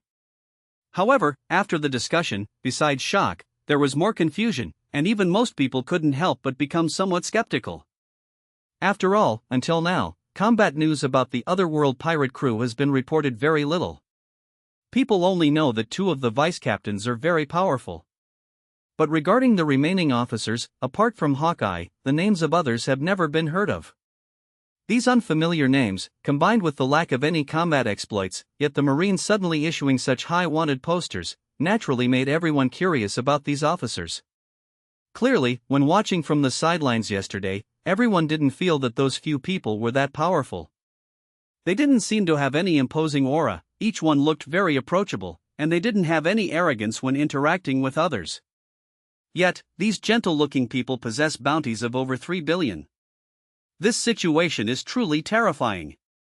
It's hard to tell if the appearance displayed by these members of the Otherworld pirate crew before was just an act or their true side. Wow, our new wanted posters are out. I want to see 2. I want to see 2. Nami, pass one to me as well. At this time, on the deck of the warship, Nami, carrying the new newspapers and new wanted posters purchased from the newscrew, was passing them around for everyone to see. The moment Luluan saw his bounty, he smiled with relief. This Marine really knows how to stir up trouble, actually raising his bounty to be higher than Whitebeard's. Moreover, the bounties of Saitama and Pluton have also reached the 4 Emperors level. With this, the Marine has suddenly positioned the Otherworld pirate crew at a level that absolutely cannot be provoked. It's evident that the Marine really doesn't want to clash with him during this period, at least they won't make a move against him in the short term. Issuing such a high bounty poster can indeed reduce some of his troubles. He could even use his own hands to purge a batch of those rampant pirates. After all, in this world, the bounty amount on a wanted poster still carries significant meaning. Generally, after obtaining a relatively high bounty, if one cannot gain the recognition of all pirates, there will definitely be some madman who will take the initiative to challenge and cause trouble. However, Luluan is not afraid of this. Although Luluan only wants to travel comfortably and see the beauty of this world, if someone really comes to throw their life away, Luluan doesn't mind clearing out some trash for this world along the way. Captain, we're going out to play again. Go ahead. Watching Saitama and Bald Chang looking eager to go, Luluan naturally didn't stop them. It was obvious that the two were very interested in this archipelago, as there were quite a few novel things on this island. And nowadays, it's not just the otherworld pirate crew that is interested in this archipelago. Looking at the pirates in the distance who were watching him with binoculars, Luluan also knew. After these wanted posters appeared, his group would definitely receive even more attention. Even though they had already caused a sensation across the entire Sabaody archipelago when they arrived on the island yesterday, after the announcement of this wanted poster, more and more people would definitely want to come and see. However, Luluan also enjoyed this attention. After all, who doesn't have a dream of being a star who likes to show off? Besides, these people were indeed far enough away. They had an expression of being both afraid of and particularly interested in the otherworld pirate crew. Therefore, Luluan didn't feel disgusted by these people. Watching from an ultra-long distance. And after Saitama and Bald Chang left, Yasuo and Yon also came to the deck. The two seemed to have played very late yesterday and returned drunk. If they didn't want to be drunk, there probably isn't any alcohol in this world that could make the two drunk to that extent. Obviously, the two had a rare relaxation on this archipelago yesterday, so they got drunk and enjoyed themselves. And just as the few people on the ship were preparing to go to the island to eat and play, suddenly a huge shadow that blotted out the sky began to attack from the distance towards their ship. In a short while, it completely shrouded Luluan and the others, along with the entire port, in a shadow. At this moment, the people at the port and Luluan and the others on the ship all looked up at the sky in unison. Wow, what is this? Is this an island? With Nami's surprised exclamation, Luluan and the others also clearly saw that there was indeed a not-so-small mountain floating in the sky, and it was slowly moving towards where they were. After this mountain completely arrived above their ship, it came to a sudden halt. Obviously, the purpose of this mountain floating in the sky was them. This looks quite like a ship. This is a ship modified from a small mountain. As this mountain-like ship got closer, everyone saw its appearance clearly. On both sides of this mountain-like ship, there were rows of neat oars, looking as if they were rowing through the air, and the bow was a huge, glittering golden lion head. And on this golden lion head, stood a person. A man with long golden hair, a ship's wool stuck in the back of his head, wearing a dark yellow striped samurai outfit, and his most obvious feature was that this guy had no legs. The two legs standing there now were composed of two swords. Standing there, the whole person looked quite imposing. This guy is Golden Lion Shiki, the captain of the flying pirate crew. After seeing the person clearly, Hawkeye spoke directly and introduced him to Luluan. However, there was no need for Hawkeye to introduce him. Luluan was also quite familiar with the Golden Lion. After all, this thunderous style was quite rare even in the One Piece world. And when watching the anime before, Luluan felt that after this guy lost his legs, his clearly imposing upper body combined with these two sword legs made the whole look very funny in Luluan's view. Ha ha ha ha ha, I finally found you, little ones of the otherworld pirate crew. After seeing Luluan and the others on the deck, Shiki laughed wildly and arrogantly. Let this old man try to see if your otherworld pirate crew is really as exaggerated as the rumors say. Luluan kid, catch this move of mine. Shiki came suddenly. The words were also spoken suddenly. And he made his move even more suddenly. Without any warning, he did a backflip on the spot, instantly grabbing his two swords, Oto and Kagurashi, crossed them in the air, and Shiki slashed forward violently.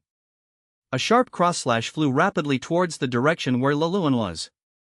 However, on the deck, Luluan himself stood in place, facing this cross-slash without even lifting an eyelid.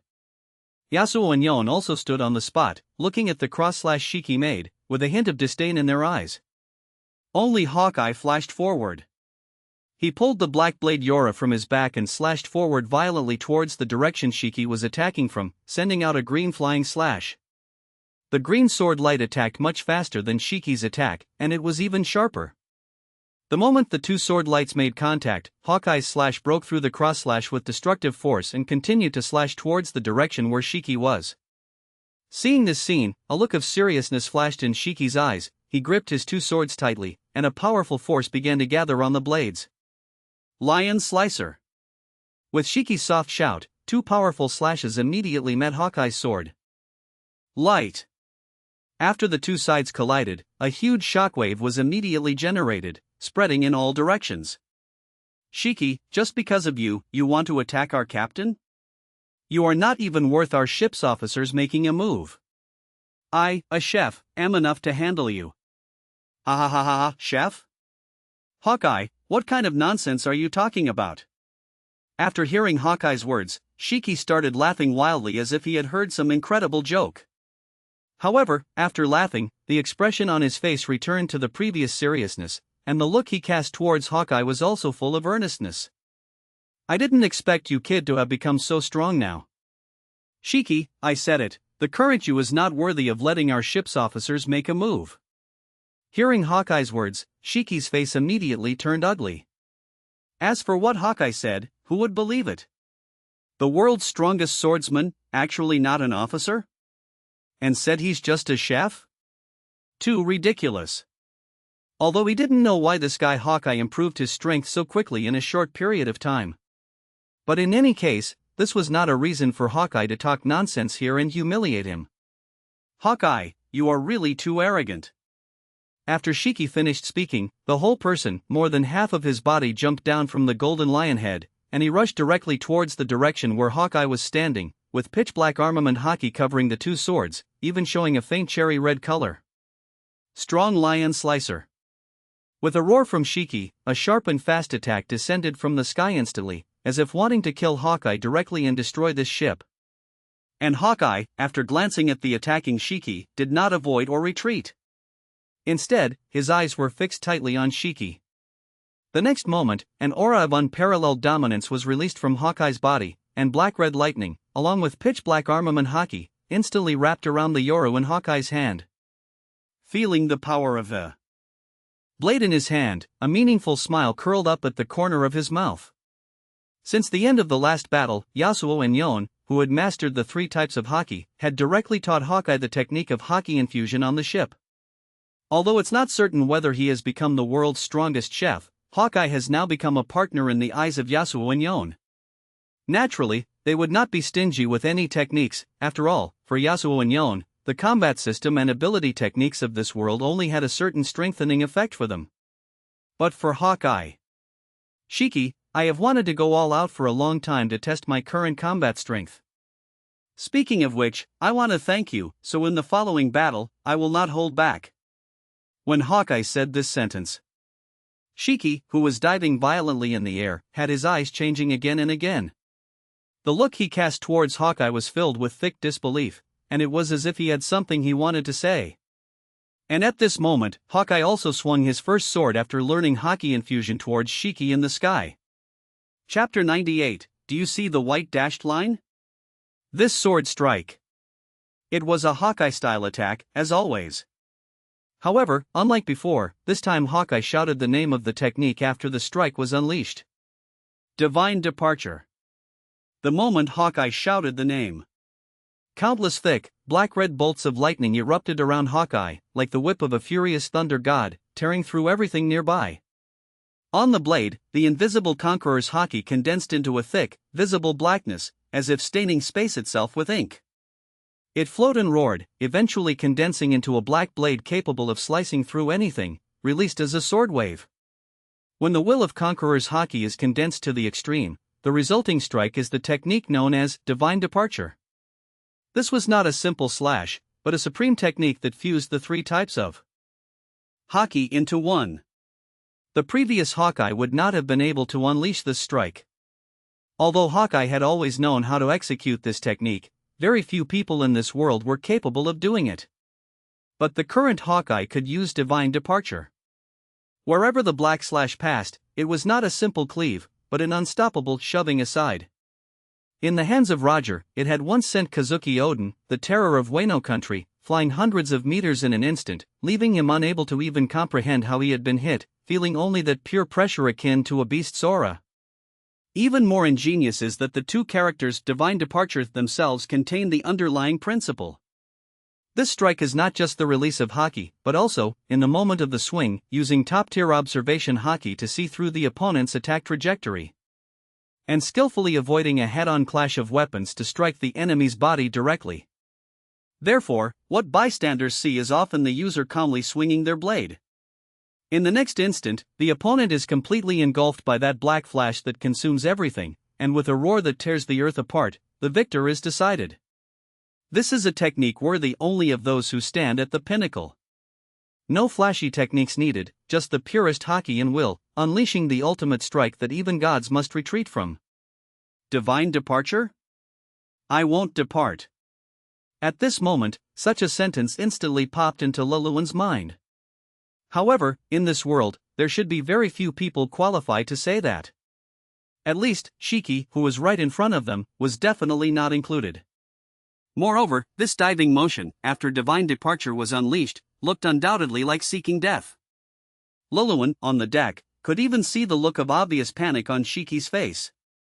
However, the reason Golden Lion could become one of the overlords of the old era was that he was not someone to be trifled with. The key is, as a user of the float fruit. Even while diving in the air, Golden Lion was not affected by gravity and could perform evasive maneuvers that ordinary people could not. That is why Hawkeye's divine departure caught Shiki somewhat off guard. But years of combat experience allowed Shiki to sense it, so the moment Hawkeye swung his blade, Shiki abruptly stopped in midair. And immediately turned around, violently blasting a sword wave attack in the opposite direction. Lion, Thousand Cut Valley. A series of slashes capable of cutting mountains into fragments burst forth from Shiki's hands. This slash was not intended to clash with Hawkeye's divine departure, but was blasted directly in front of himself. Because of the recoil generated by this slash, plus the power of the float fruit. In an extremely short instant, Shiki leaned his body backward and shifted rapidly to the side. Almost the moment Shiki began to move, divine departure arrived. This sword wave sliced straight toward the sky, passing at a distance extremely close to his waist. It was just a hair's breadth away from hitting Shiki's body. One can only say that if Shiki hadn't lost those two legs before the battle, then Hawkeye's strike would have severed them. A half-man. At this moment, he truly demonstrated his advantage. Luluan and the others on the deck, as well as the people of Sabaody Archipelago watching from afar, looked up and saw a slash that split all the clouds in front of it in two, until it disappeared into the distant horizon. At this moment, the commotion of the battle had already drawn the attention of many pirates on Sabaody Archipelago to this side. Rayleigh was naturally one of them. Having just arrived, he witnessed Hawkeye unleashing divine departure with his own eyes. Although he had always known that Hawkeye, the world's strongest swordsman, was very powerful, after seeing this strike with his own eyes, Rayleigh also understood why Hawkeye's bounty could reach over 3 billion berries. Why such a strong person in the otherworld pirate crew only claimed to be a cook? This point, the current Rayleigh truly did not know. Hawkeye, I didn't expect that you could actually reach this level now. This time when speaking, Golden Lion did not show the arrogant smile as before, but looked at Hawkeye opposite him very seriously and earnestly. And Hawkeye looked at Golden Lion, his face also showing a grave expression at this moment. Although if it were a head-on decisive battle, and he just clashed hard with Golden Lion, his chances of winning would be greater. But it was obvious that Golden Lion was not a fool. Possessing the float fruit, Golden Lion had many methods that were difficult for him to deal with at the moment. What made Golden Lion most formidable was not purely his swordsmanship, but his devil fruit ability. The float fruit, which allows one to float in the air and fly freely, releasing sword waves like this, is a deadly threat to any enemy. Furthermore, Golden Lion could do more than just release sword waves. Next, then try taking this move of mine.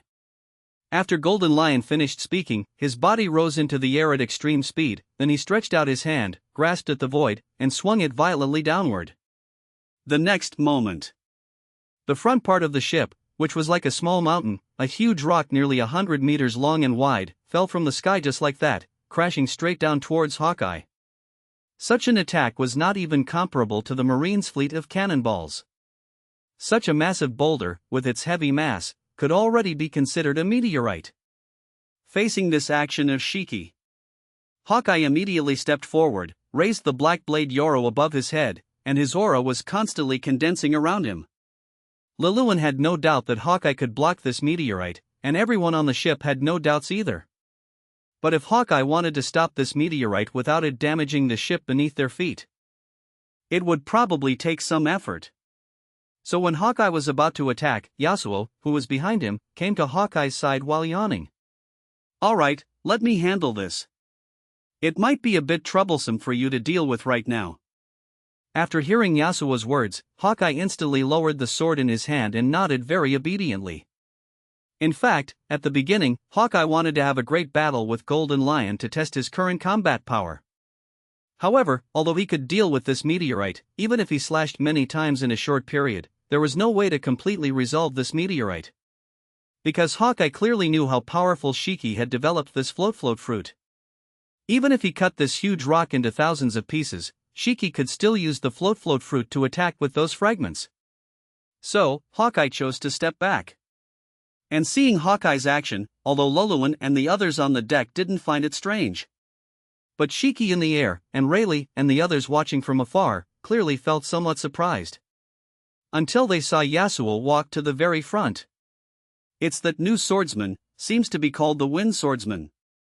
He is also an executive of the Otherworld pirate crew, with a bounty as high as 3.598 billion berries, the executive with the highest bounty in the Otherworld pirate crew.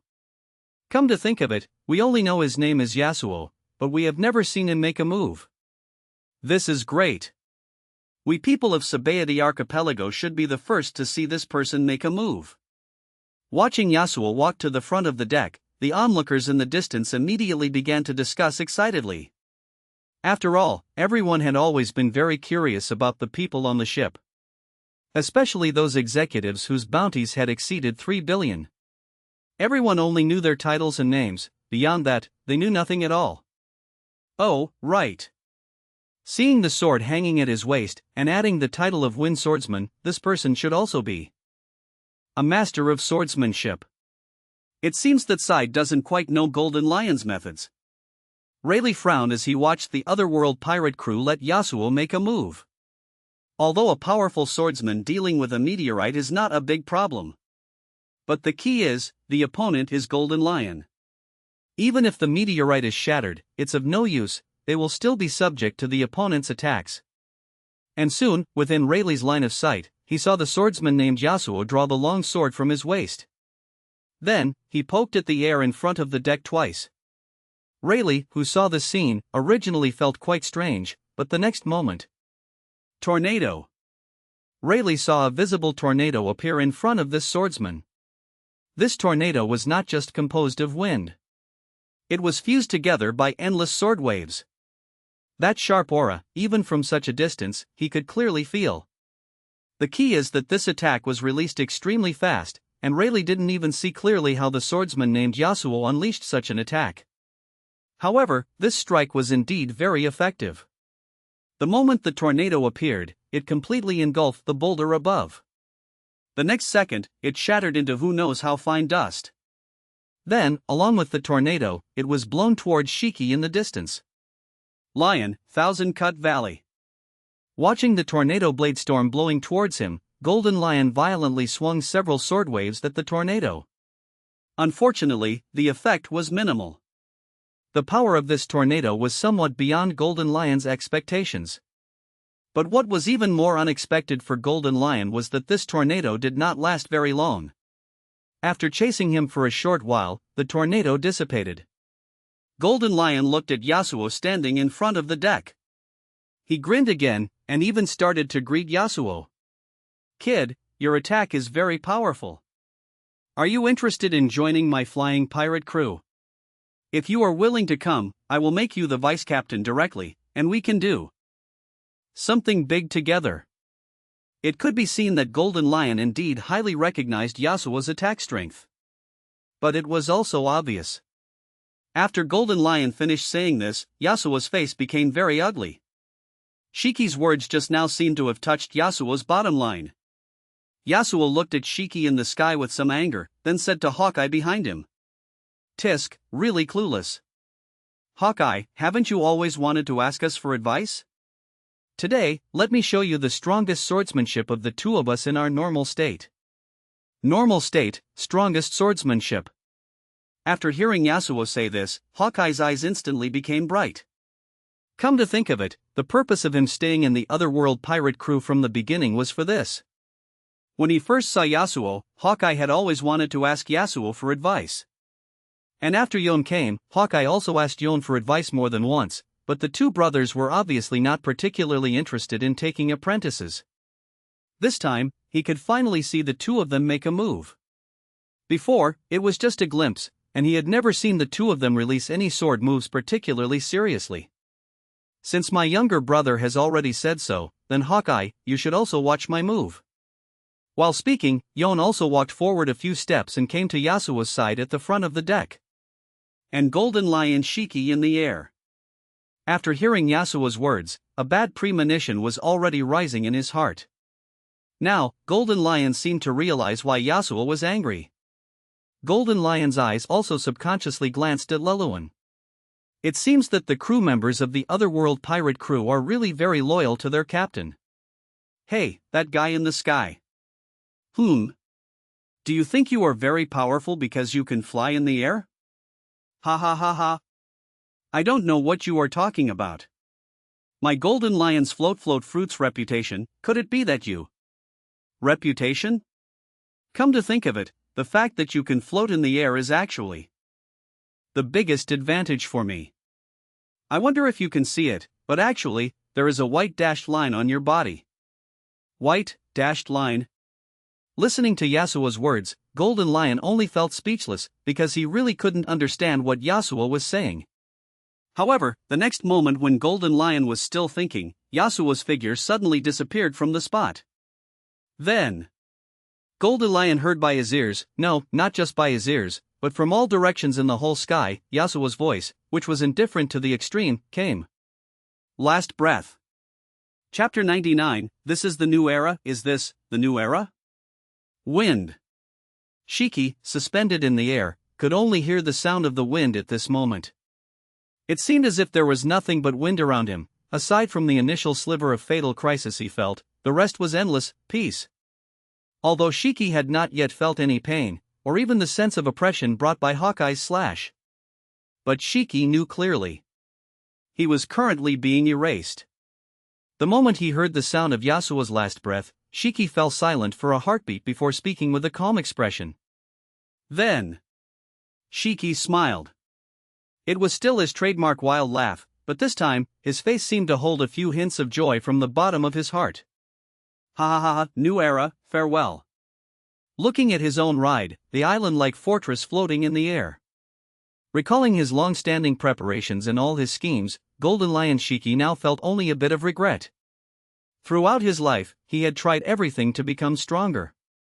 He never expected that the current new era would have already evolved to this extent. These few people from the Otherworld pirate crew, this new era might only belong to the Otherworld pirate crew. Shiki's gaze fell upon the members of the Otherworld pirate crew, the people watching the battle from afar, and he also saw his own body gradually dissipating. Or rather, it was being cut into countless fragments, but the fragments were so small that it looked as if he were dissipating into thin air. My life ends like this, dying at the hands of such an invincible swordsman might actually be quite good. This was the final thought in Shiki's mind. What is this? In the distance, Rayleigh could not describe what was happening before his eyes. Originally, Shiki was floating in the air, quite far from Yasuo and the others. But Yasuo, who had been standing on the deck, instantly approached Shiki in the air in a bizarre manner. Then, in another bizarre way, he appeared all around Shiki. That patch of sky. The moment Yasuo acted, Rayleigh felt as if the entire sky had been sliced out alive by Yasuo. And Shiki, located in the center, began to dissipate bit by bit the moment Yasuo moved. It wasn't until Yasuo stopped his movements, standing suspended above Shiki with blue-white wind swirling around him, that Rayleigh finally saw Yasuo's figure clearly. Looking at Shiki in the sky, a legendary great swordsman of a generation had died at the hands of Yasuo upon their first meeting. Rayleigh couldn't say what his current thoughts were. Seeing Shiki's relieved smile at the end, Rayleigh could only let out a long sigh.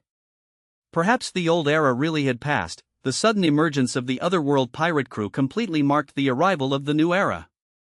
This officer named Yasuo definitely possessed genuine emperor-level strength. And Rayleigh felt that Yasuo had not yet used his full power.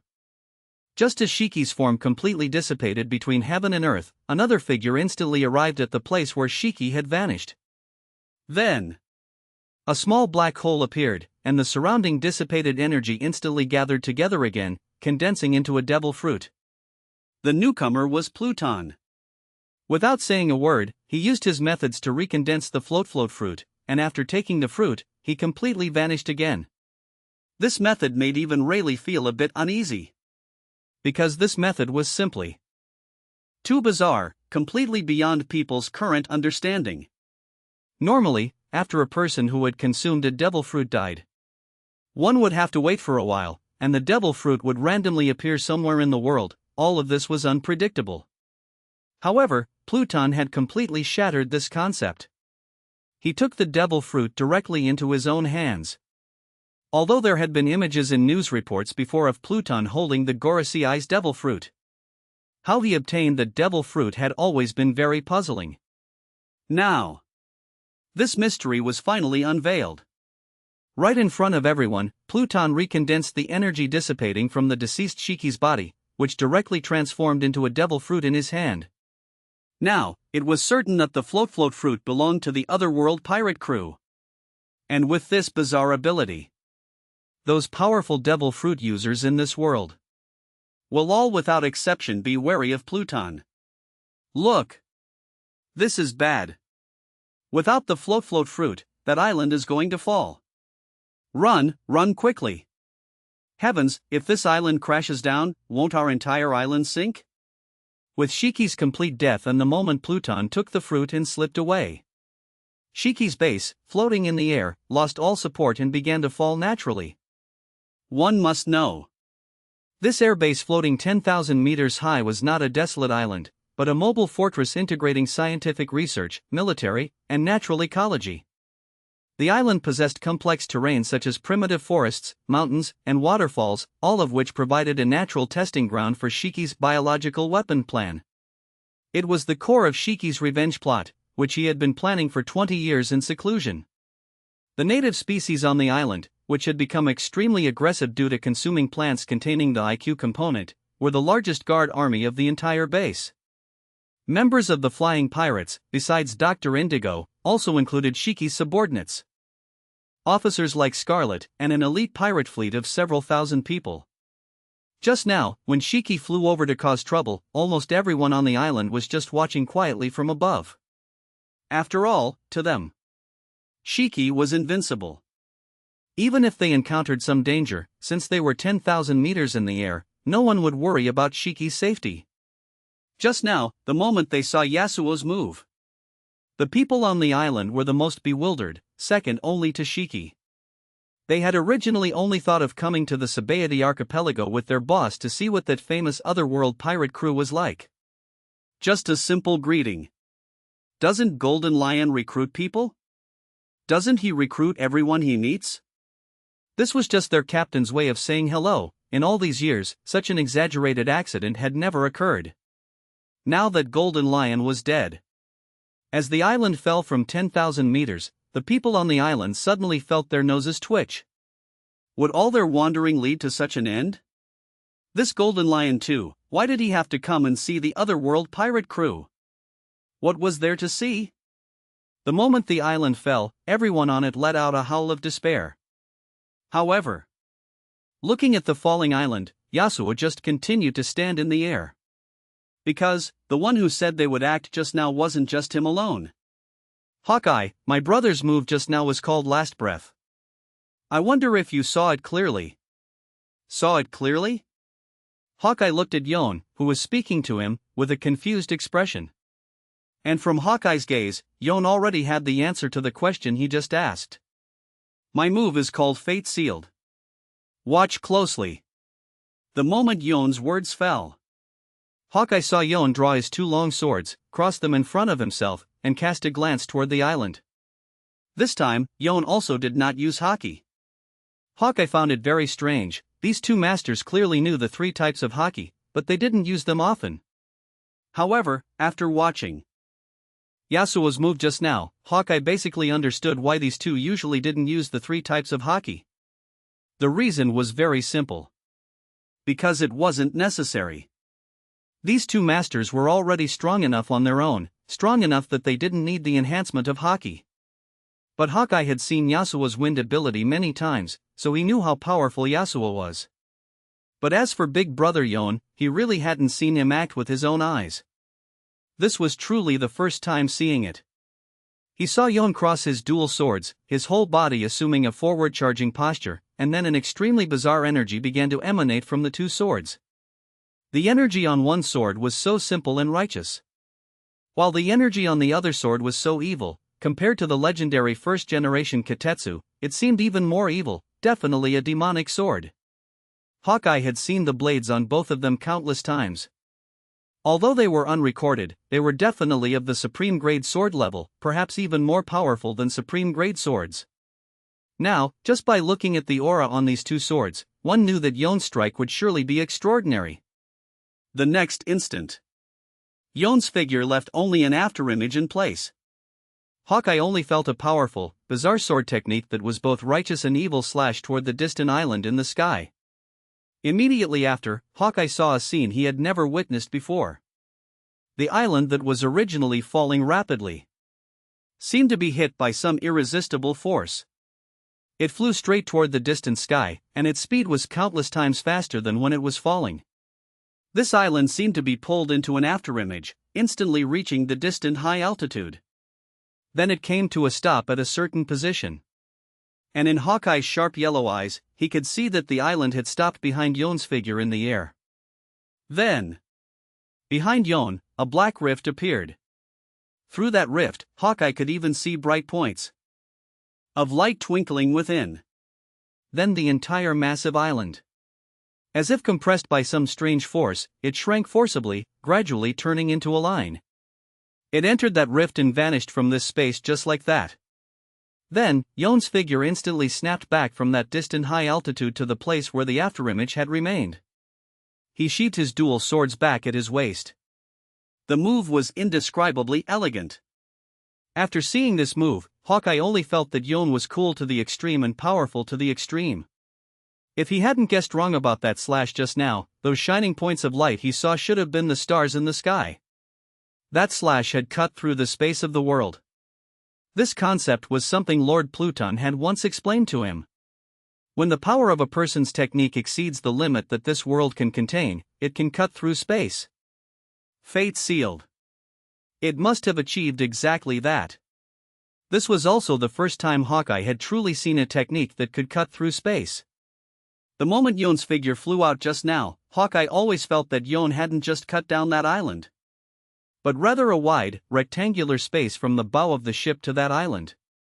The entire space was compressed into a line the moment Yon drew his sword. Everything in this space seemed to have been slashed away by Yon. Did you see my fate sealed clearly? Upon hearing Yon's words, Hawkeye seemed to understand why the other party had asked if he saw it clearly.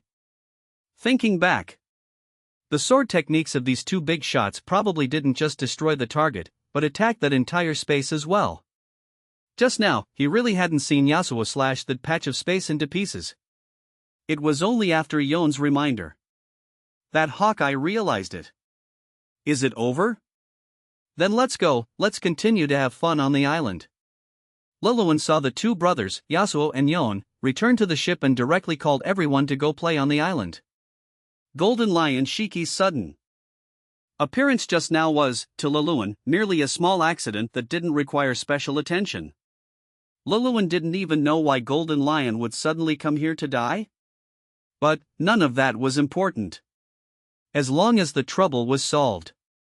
While Luluan's group was having fun on the Sabaody archipelago this time, they felt even happier, and at the same time, they noticed that the people around them seemed even more in awe of them. And for Luluan's group, this could only enhance their travel experience. All gain and no harm. And meanwhile, the people of the Sabaody archipelago, who had just witnessed the battle between Yasuo and Yon, naturally spread the word about Golden Lion and the entire flying pirates being wiped out by the otherworld pirate crew. Early the next morning, The main page of the newspaper reported the situation of this battle.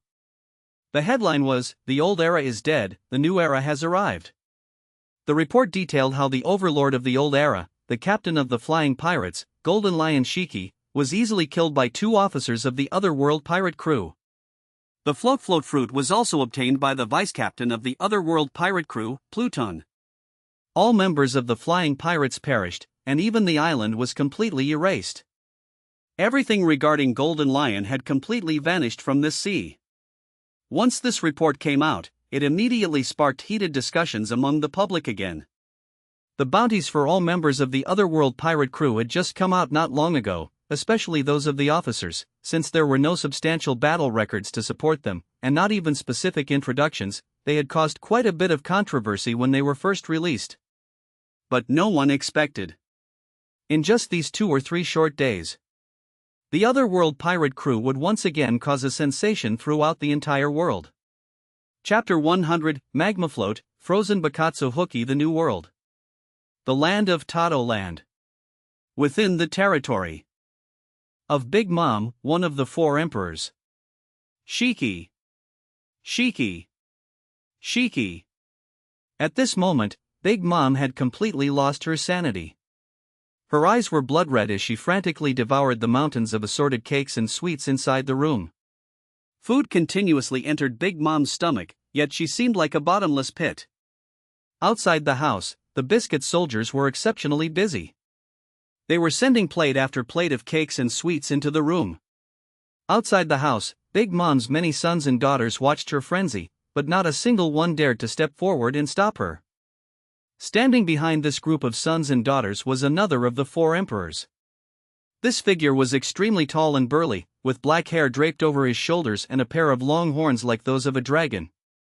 He had a very long mustache resembling dragon whiskers and a dragon scale tattoo on his left arm. His upper body was bare, with an X-shaped scar on his right abdomen. A purple top hung from his waist, with 2 gold chains dangling from its hem.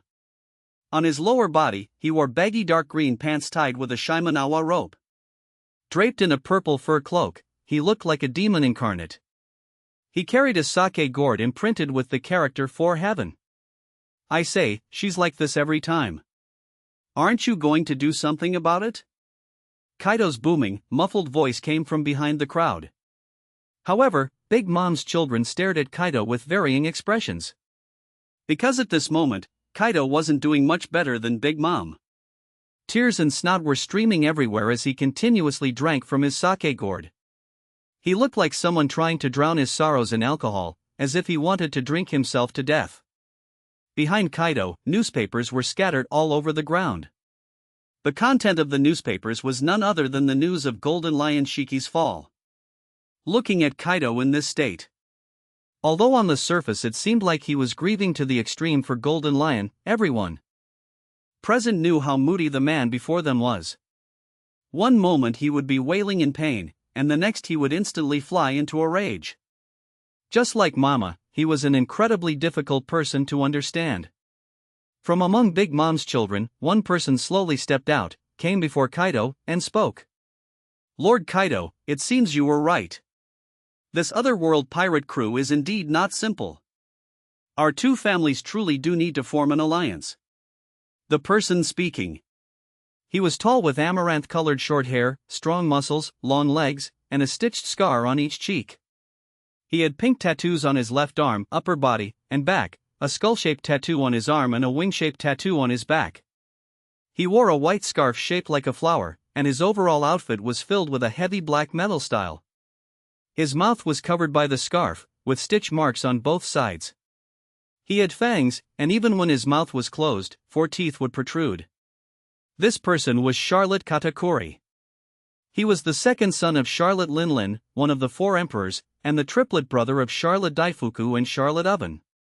He was Tato Land's Minister of Flour and one of the sweet 3 generals of the Big Mom Pirates. An alliance is necessary, but I must also avenge that fellow Golden Lion. After all, he was my comrade on the same ship. I hope those little brats of the Otherworld pirate crew don't disappoint me too much. After Kaido finished speaking, he moved to stand up, looking as if he were about to turn and leave. But a red light flashed in Katakuri's eyes. He made no move to stop him, simply standing exactly where he was. Forget it. Kaido had only taken a couple of steps after turning around before he shrank back and sat down on the chair again. I'll wait until that fellow Linlin wakes up to discuss our alliance first. After all, our alliance is the most important thing. I'll spare that otherworld pirate crew for now and go see those brats when I have time later. Watching Kaido shrink back into his seat and gulp down sake.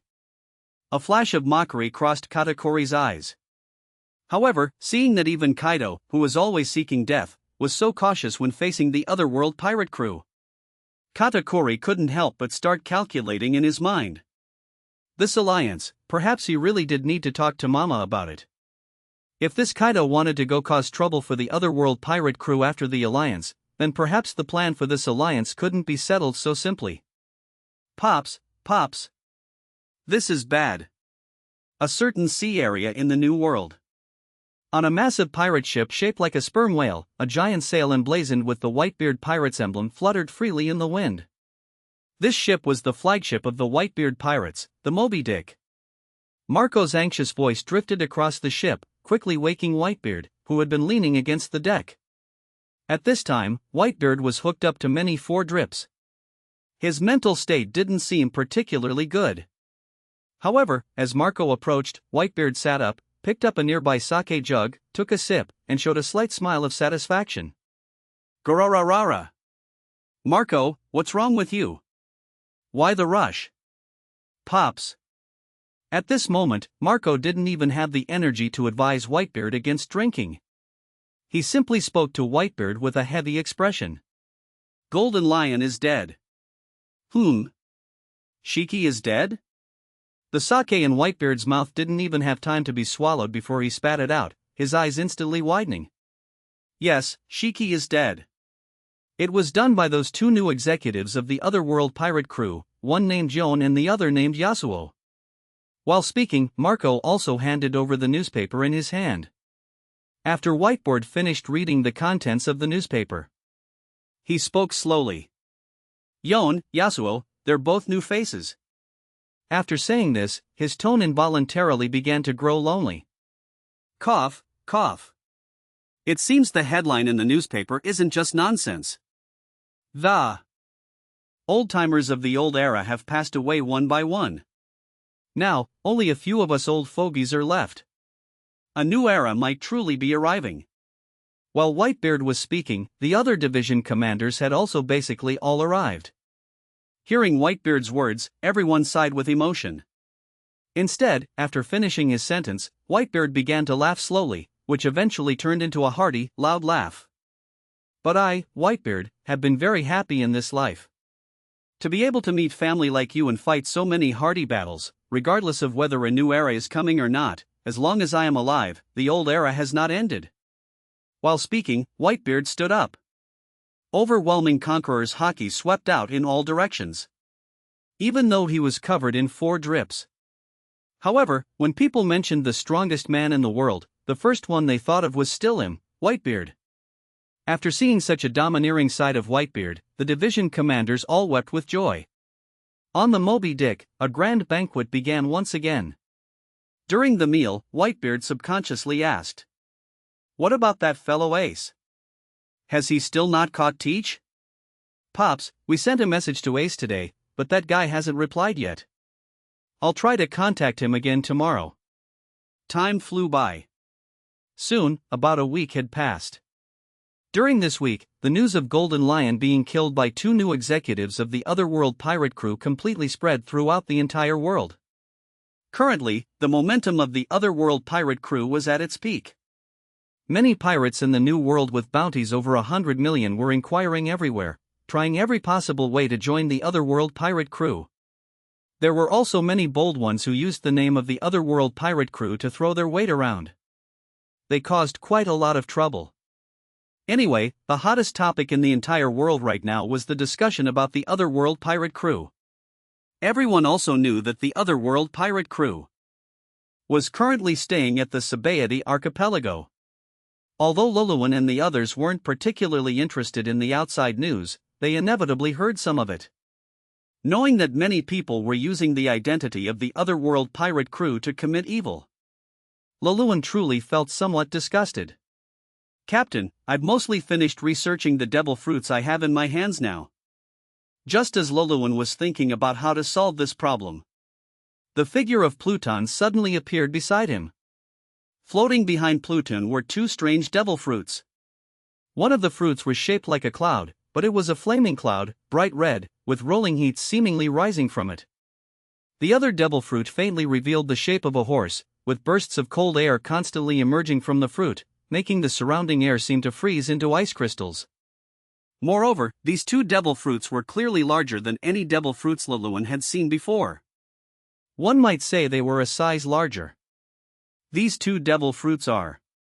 "Captain, didn't I ask you for some devil fruits for research earlier?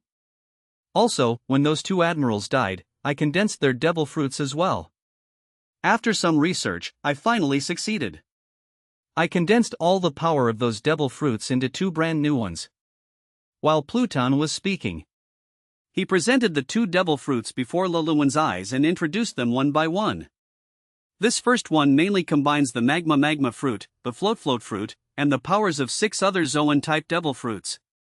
Moreover, I have already developed the abilities of these fruits. Upon consumption, one can immediately master these powers within the fruit. This second one mainly combines the powers of the chili fruit, the mythical Zoan Bakatsa fruit, the mythical Zoan Hooky fruit, and 4 other ordinary Zoan-type devil fruits.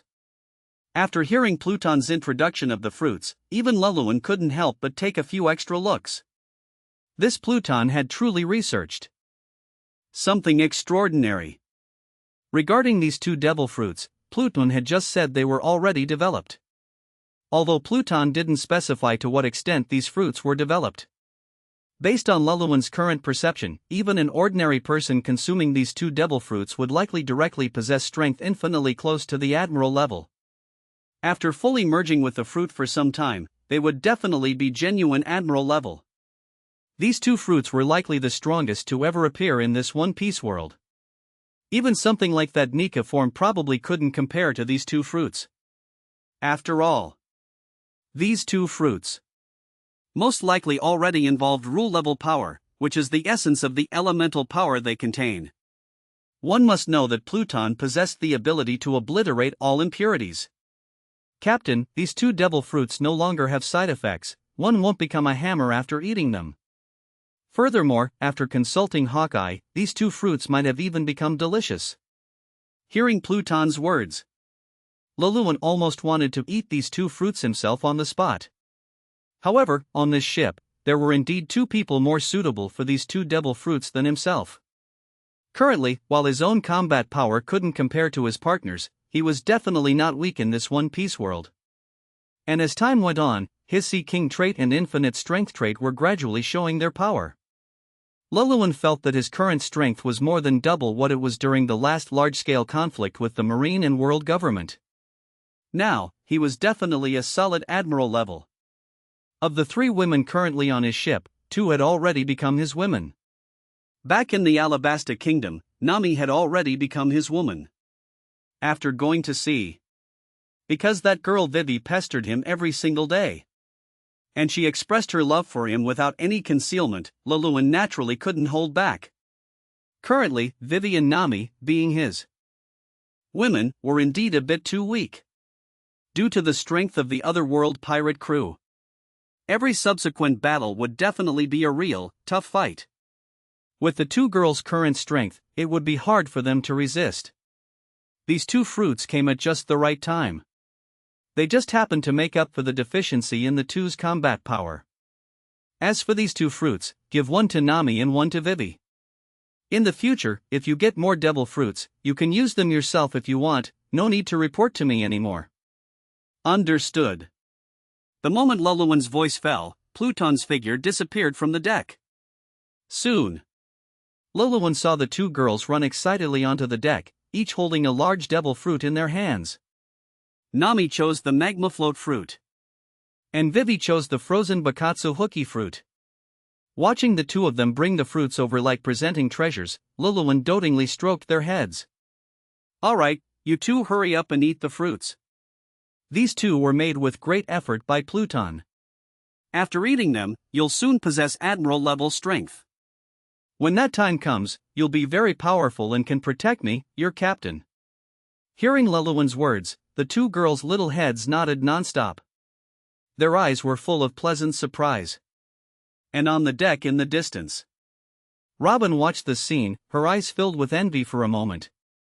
Chapter 101, The New Life of the Marine. Wow, Captain, look. I'm floating. A few more days passed. Nami and Vivi had fully absorbed the two devil fruits and were gradually mastering the abilities within them. In fact, after consuming the two devil fruits, their physical constitutions had already undergone a massive transformation. Nami and Vivi were directly transformed into individuals with admiral-level combat power. At this moment, the two women were constantly experimenting with their abilities.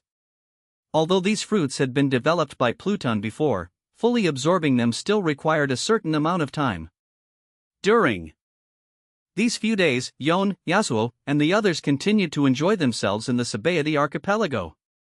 Due to the recent death of Golden Lion Shiki, news regarding the Otherworld pirate crew had spread across the entire world.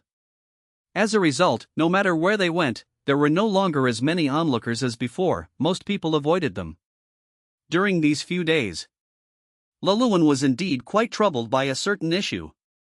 Captain, I've seen the recent news as well. There are indeed quite a few people impersonating our Otherworld pirate crew, committing arson, murder, and plunder everywhere. Many innocent islands have already suffered. This matter must be dealt with immediately. Aside from the New World, all those committing evil in our name across the four seas must also be dealt with as soon as possible. While discussing this matter with Hawkeye, Luluan also saw the current shortcomings of the Otherworld pirate crew. Although several extremely powerful companions had been summoned by now, and he could essentially walk tall throughout the entire One Piece world, the number of people he could actually utilize under his command was truly too small. There were only these few companions by his side. Moreover, in Luluan's view, using these companions to handle such matters would be a waste of great talent on trivial tasks. After all, most of the pirates causing trouble in the name of the Otherworld pirate crew were unknown small-time thugs scattered throughout the four seas and various parts of the New World. Investigating on such a large scale and dealing with them would take a very, very long time. It would be difficult to achieve with just the few people under his command. As for the Kingdom of Alabasta, it was currently undergoing reconstruction in full swing, and trade was gradually being restored. The country's vitality had not yet fully recovered. Right now, he truly lacked a group of usable people. He also needed to establish a certain level of deterrence, otherwise, any petty thief would dare to use his name to cause trouble, which would be very troublesome in the future. Luluan currently did indeed want to warn others. Because while the Otherworld pirate crew had done many world-shaking things, their image in the hearts of the people wasn't particularly bloodthirsty. This led to many pirates who wanted to take advantage and make a fortune using the name of the Otherworld pirate crew to commit bad deeds. If such behavior wasn't stopped immediately and they weren't made to realize the severity of the matter, then it was very likely that more and more people would do such things in the future. However, how could he quickly let the whole world know the severity of impersonating the Otherworld pirate crew? Coup! Coup! Coup!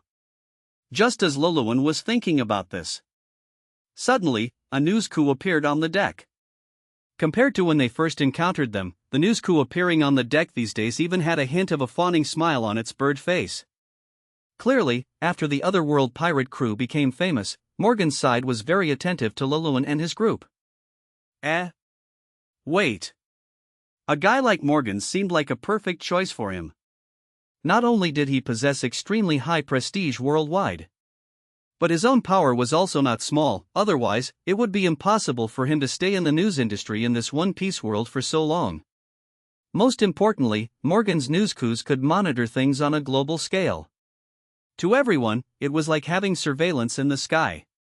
If he used Morgan's platform to issue a warning to the whole world, forbidding them from doing things that blackened the reputation of the Otherworld pirate crew, presumably, with Morgan's influence, they would definitely not dare to be so arrogant again. Furthermore, after winning over Morgan's, he would be able to learn about any news appearing in this world much faster. And mastering the public opinion of this world was, in Luluan's view, also a very important matter. Public opinion. At any time, it possessed a very powerful capability. Especially since Morgan's News could be said to be the monopolist of the entire One Piece world. Once a news agency of this level was in his hands, the energy it could exert in the future would not even be smaller than that of his companions. It was definitely a major weapon in this world. Thinking of this, Luluan directly grabbed that news coup. When Luluan reached out to grab the bird, the news coup was already trembling all over. It was clear that it was terrified of Luluan and the entire Otherworld pirate crew. Especially after Luluan turned the bird's head to face him and looked directly into its eyes. The entire news coup shook like a sieve. A very human-like fear appeared in its eyes. It was clear that Morgan's news coups indeed possessed a certain level of intelligence. Luluan said to the news coup with a serious expression, "Fly back to your headquarters and bring a message to Morgan's. I want to see him. Tell him to come to the Sabaody archipelago to see me as quickly as possible." After finishing his words, he let go. The moment Luluan released his hand, the news coup first stumbled into a bowing posture and nodded to Luluan. Afterward, it nodded to all the members of the Otherworld pirate crew around it and then slowly backed away to the edge of the deck. Immediately following that, the news coup flew into the sky at what could be called the fastest speed it had ever produced in its life. On the ship's deck, the newspapers from the news coup's bag were scattered all over the ground. Luluan picked one up and glanced at it briefly. The matter of Golden Lion being killed had already concluded. Now, the front page headlines were no longer about the Otherworld pirate crew, but the Marine. Because recently, the recruitment efforts by the Marine and the world government had made very good progress. They had recruited a large number of elite soldiers. Furthermore, the Marine announced that they had recruited two very important generals. The Marine reported extensively on how wonderful it was for the Marine that these two generals were willing to join. It also spoke of the justice of these two generals. Fleet Admiral Sengoku also greatly appreciated these two generals, and they would become the most important strength of the entire Marine in the future. Although the report focused heavily on the concepts of justice held by these two generals. In an inconspicuous corner, the Marine also mentioned that the combat power of these two generals was extremely formidable. Seeing this news, Luluan wasn't surprised at all. After all, the Marine currently did indeed need to replenish its vital forces. The last conflict with his side had caused the Marine no small loss. 2 headquarters admirals died directly, and Garp had an arm severed. During this period, no matter how much noise his side made or how big the news about Golden Lion was, no decent news had emerged from the Marine side. The Marine seemed to be consciously contracting and hiding this matter, not wanting people to notice the current changes within the Marine. But now, this extensive report made it clear that Marine headquarters had basically finished licking its wounds. They were now looking to rally and re-establish the prestige of the Marine. And in the corner of the newspaper, another figure appeared in Luluan's vision. In the East Blue, Straw Hat had set out to sea, and he already had several companions on his ship. Currently, after defeating the remnants of the Krieg pirates, Straw Hat and his crew had a bounty of 30 million berries, becoming very famous pirates in the East Blue. Although the main combat force of the Krieg pirates had gone missing after entering the Grand Line, the remaining 1,000 or so remnants were still considered the largest pirate force in the East Blue. After this pirate force was wiped out by Straw Hat, the Straw Hat crew could be said to have thoroughly swept through the East Blue. Seeing this news, Luluan smiled. Perhaps after he arrived in this world, Straw Hat was no longer the protagonist of this world. However, Luluan was also very much looking forward to what level the Straw Hat pirates could grow to and what new faces would appear in the Straw Hat crew. Without Nami and without Robin. Presumably, these two positions would be replaced by others. Marine Headquarters. Marineford. Compared to before, Marine Headquarters had finally managed to get through the most difficult period and had become lively again. The Marines had begun intense training and were no longer as gloomy as before. However, behind this lively and prosperous scene, in the Fleet Admiral's office, Sengoku sat in his chair with a cigar in his mouth, looking gloomily at the official documents on his desk. Although Marine headquarters had finally regained a bit of vitality, Sengoku could sense more clearly than anyone that the current Marine headquarters was completely different from before. After the deaths of Akainu and Akiji, Sengoku knew clearly that the soul of the Marine seemed to have died. After the battle with the otherworld pirate crew, the soul of the entire Marine seemed to have been completely buried in that sea. The current world military draft had indeed brought many vital forces to the Marine. The newly recruited Marine generals Isho, who possessed the Parameshio-type Zushi Nomi, and Aramaki, who possessed the Logio-type Mori Nomi, both had astonishing combat power and definitely possessed the strength of a headquarters admiral. Although they still seemed quite green and a bit weaker compared to Akainu and Akiji, they could definitely replenish the current strength of the Marine. After this wave of the world military draft, the Marine could be considered to have restored its former strength. Knock, knock, knock. Come in. Sengoku didn't even raise his head, he knew who was knocking. Sengoku, stop looking at those documents. Tsuru is still waiting for you outside. The matter of the two new Marine admirals must be announced. Go and discuss with her how this should finally be announced to the outside world. The person who knocked and entered was none other than Garp, who now only had one arm left. At this time, Garp no longer had his former boisterousness.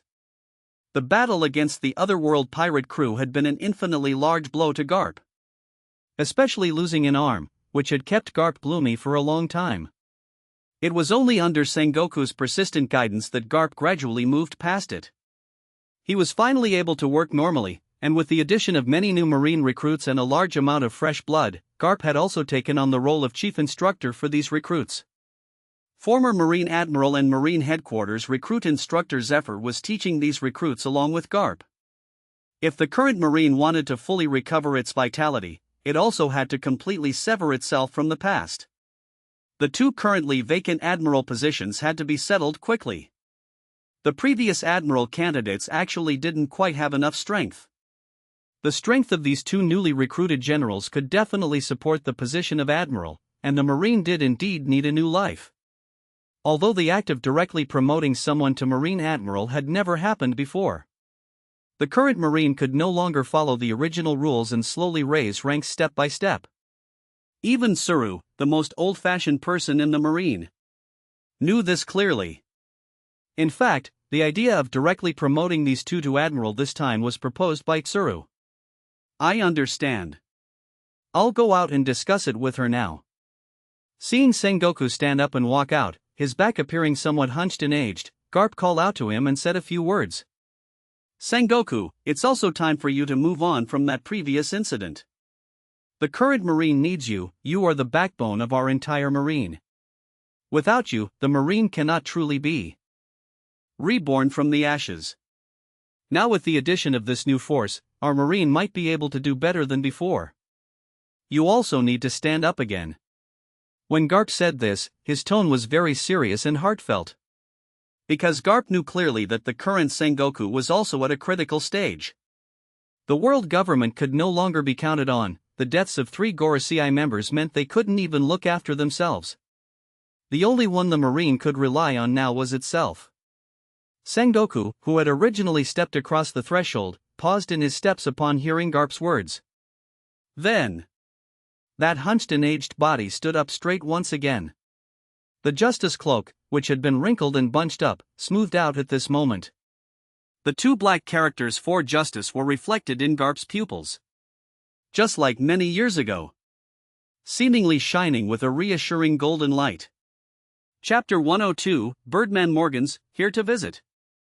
It seems the Marine side has stirred up quite a commotion on the Sabaody archipelago.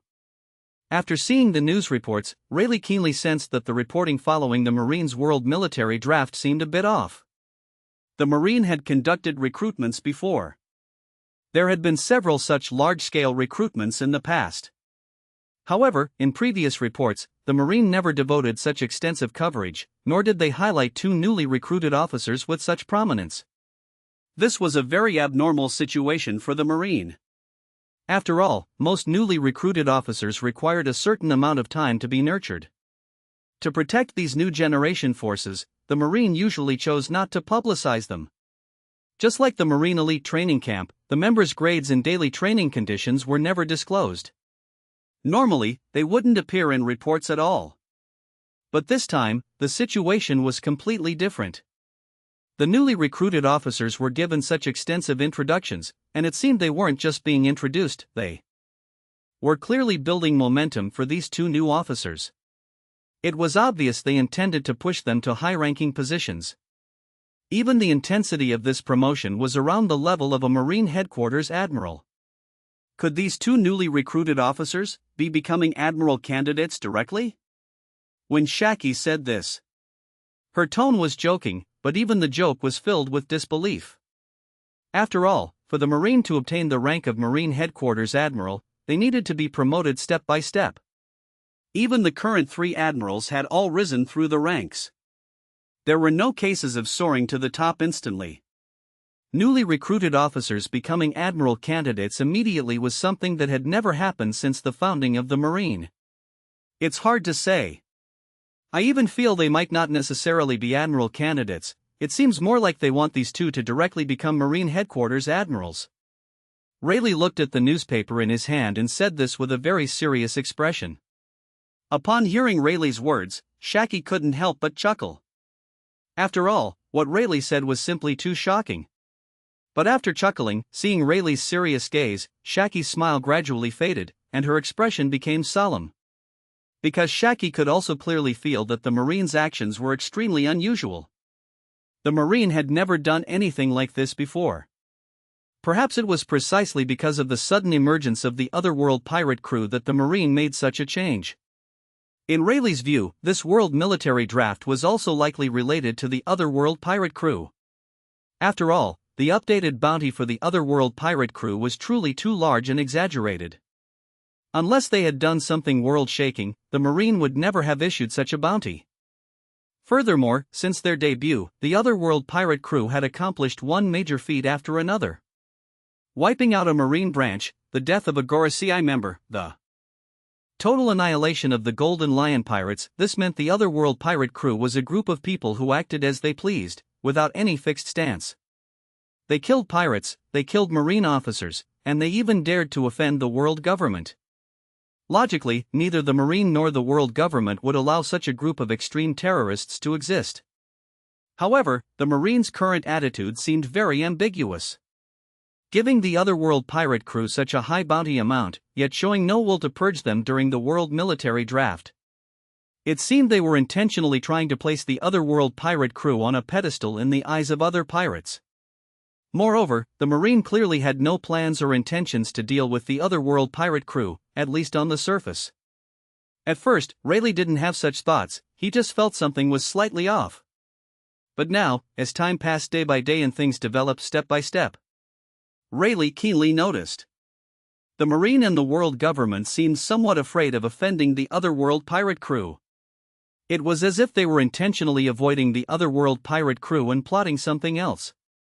Sai, have you heard? Those lords from the Otherworld pirate crew seem to be leaving our Sabaody archipelago. I know. It's not just a rumor, I heard they're already looking for a coding craftsman, preparing to leave. What? They're already preparing to go? While everyone was discussing heatedly, Rayleigh and Shaki glanced at each other.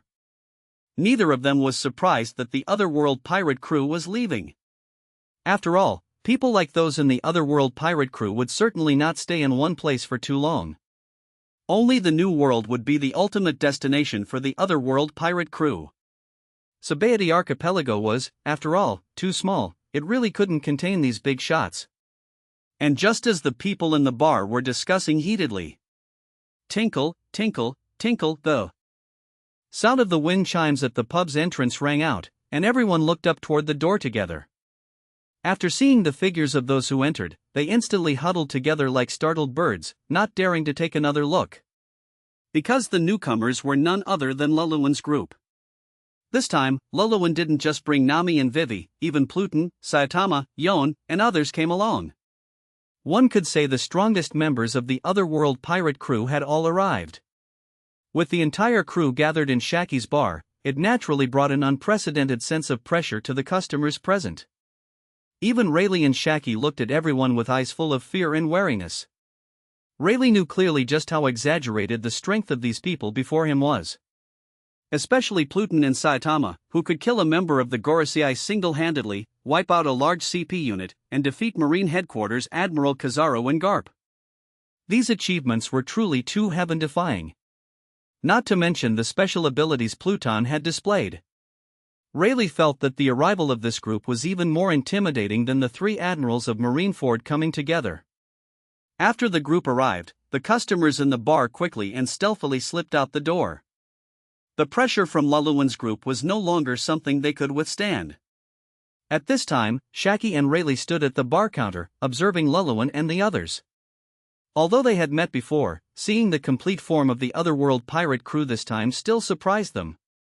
Especially Shaki. Clearly, she had seen Luluan and the two girls beside him before, and they were basically consistent with the information in the marine bounty posters. But seeing them this time, Shaki felt that the members of the otherworld pirate crew seemed to have undergone another transformation. Especially the two girls. Nami no longer just gave off a sunny and lively feeling, she had become a passionate intensity that could incinerate everything. From Nami, Shaki also felt a thick aura of danger rushing toward her. On the other side, Vivi made Shaki feel a bone-chilling cold. Although her blue hair previously gave the impression of a very cool and elegant beauty, this time Vivi's aura seemed to have turned into an ice queen who could freeze everything. This strange transformation left Shaki a bit confused. After all, not much time had passed since their last meeting. Now that the two girls had undergone such a shattered earth change, it was truly difficult for Shaki to grasp. Besides Shaki, Rayleigh was also sizing up the two girls. The others basically matched the marine intelligence, especially regarding the bounties. Rayleigh had witnessed the strength of some of them, and they were indeed at the level of an admiral. But these two girls? In the marine bounty posters, they seemed to be just ordinary accessories of the otherworld pirate crew, Captain Luluan's women, without any deterrent power. But the moment the two girls stepped into the bar, Rayleigh could feel it. A thick sense of threat emanated from them. His observation hockey had also alerted him to the extreme. These two girls were definitely not as simple as the marine intelligence suggested. Tens of millions of berries, a bounty that had just broken 100 million, was completely insufficient to describe the feeling the two girls gave Rayleigh now. Rayleigh felt that these two women probably also possessed strength comparable to those around them. These were all the members of the otherworld pirate crew now. In Rayleigh's perception, except for Robin, none of them were simple. And as for Robin, being the only remaining scholar of Ohara, Rayleigh actually knew about her. He recognized her at first sight. When the kingdom of Alabasta was in chaos earlier, there were news reports saying that the figure of the Devil Child had supposedly appeared and that she had supposedly joined the otherworld pirate crew. It seemed it wasn't just supposedly, it was true. Truly, not a single person in this otherworld pirate crew was simple. The way the two looked at Luluan and the others was no longer as calm as before. Even Shaki couldn't help but show a hint of awe in her words and demeanor. Same as usual, bring out all your good wine. We're going to drink our fill today. Luluan had a very good impression of Shaki's rip-off bar. Firstly, the wine in this bar was indeed much better than what was outside. Another key point was that the last time he drank in this bar, he didn't pay. The owner, Shaki, chose to foot the bill for the entire session herself. This action naturally increased Luluan's favor. Moreover, coming to the bar this time, besides drinking, there was an important thing to do. By the way, you must be the vice captain of the Roger Pirates, Rayleigh. Seeing Luluan bluntly state his identity, Rayleigh wasn't surprised at all but nodded directly at Luluan and admitted it. It is I, Your Excellency. I heard you're no longer a pirate and have become a coating craftsman?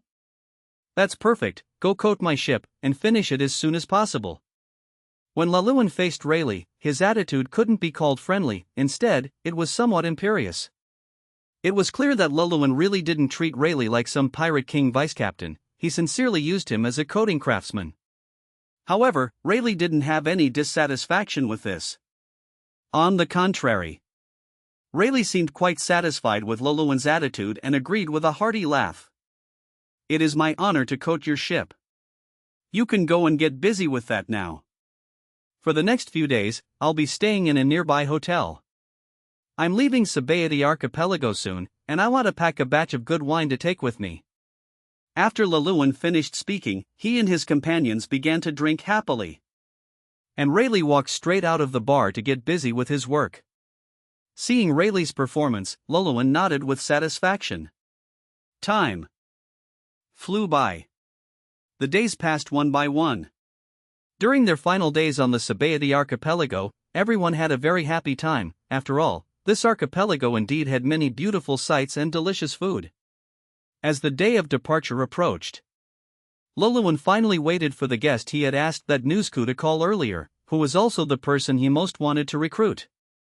Morgans. Tinkle, tinkle. Since the members of the Otherworld pirate crew had basically been in Shaggy's bar for the past few days, naturally, no other customers dared to come by. The sound of the pub door opening surprised Shaggy, who was standing behind the bar. The members of the Otherworld pirate crew were still drinking. Who was so bold as to dare come to her bar? Shaggy slowly looked up.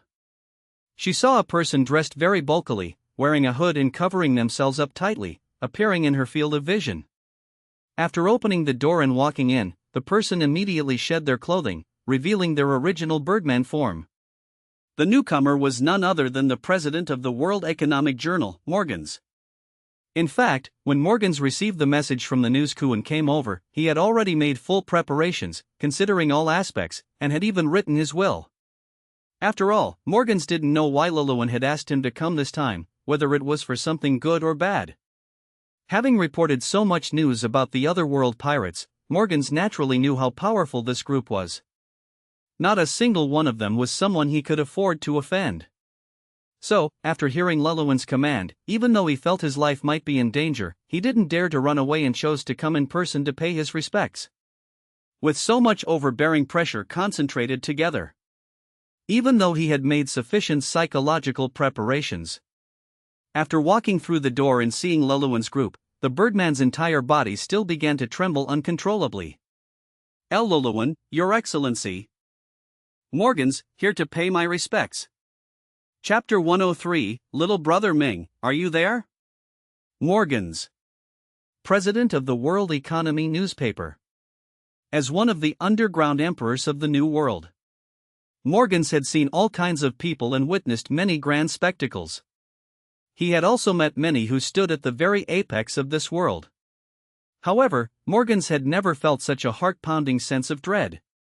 The Otherworld pirate crew. Morgans had long been fascinated by them from afar.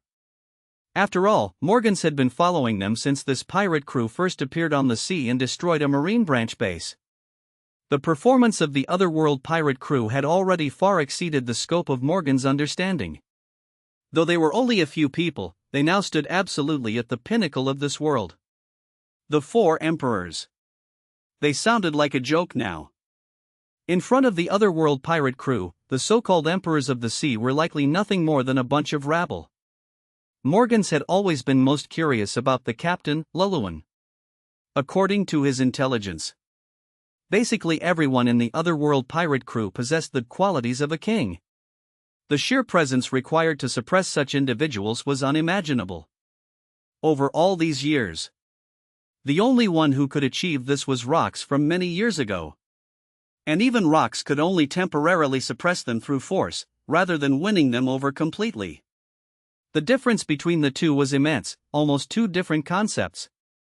From what could be seen, the members of the Otherworld pirate crew were definitely not suppressed by Laluan's force, but had submitted to him in the truest sense.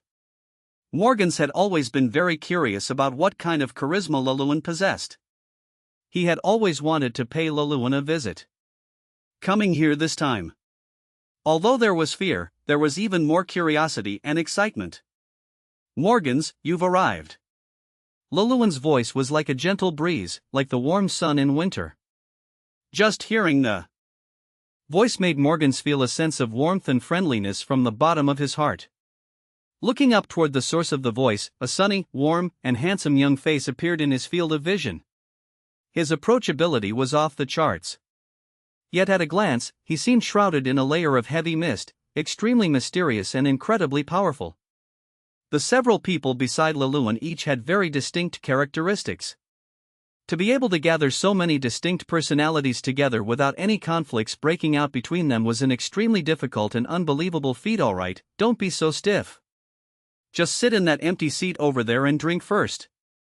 Luluan and his companions were already drinking happily. Furthermore, calling Morgans over this time wasn't just to have him publish some news, it was to bring Morgans under his command. He naturally wouldn't be too harsh toward his future subordinate. Upon hearing Luluan's words, Morgan smiled and went to sit in the spot Luluan designated. Shaki, behind the bar, saw this and knew that Morgans was a guest invited by Luluan.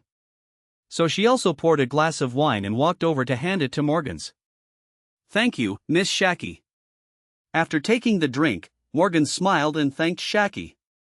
Hearing Morgans call out her name directly, Shaki wasn't particularly surprised. After all, in this world, there were probably very few things that could be hidden from this birdman before her. Over there, Luluan and the others were chatting and drinking happily. Over here, Shaki and Morgans didn't disturb them, chatting casually while watching the members of the otherworld pirate crew. The more he looked, the brighter the light in Morgan's eyes became.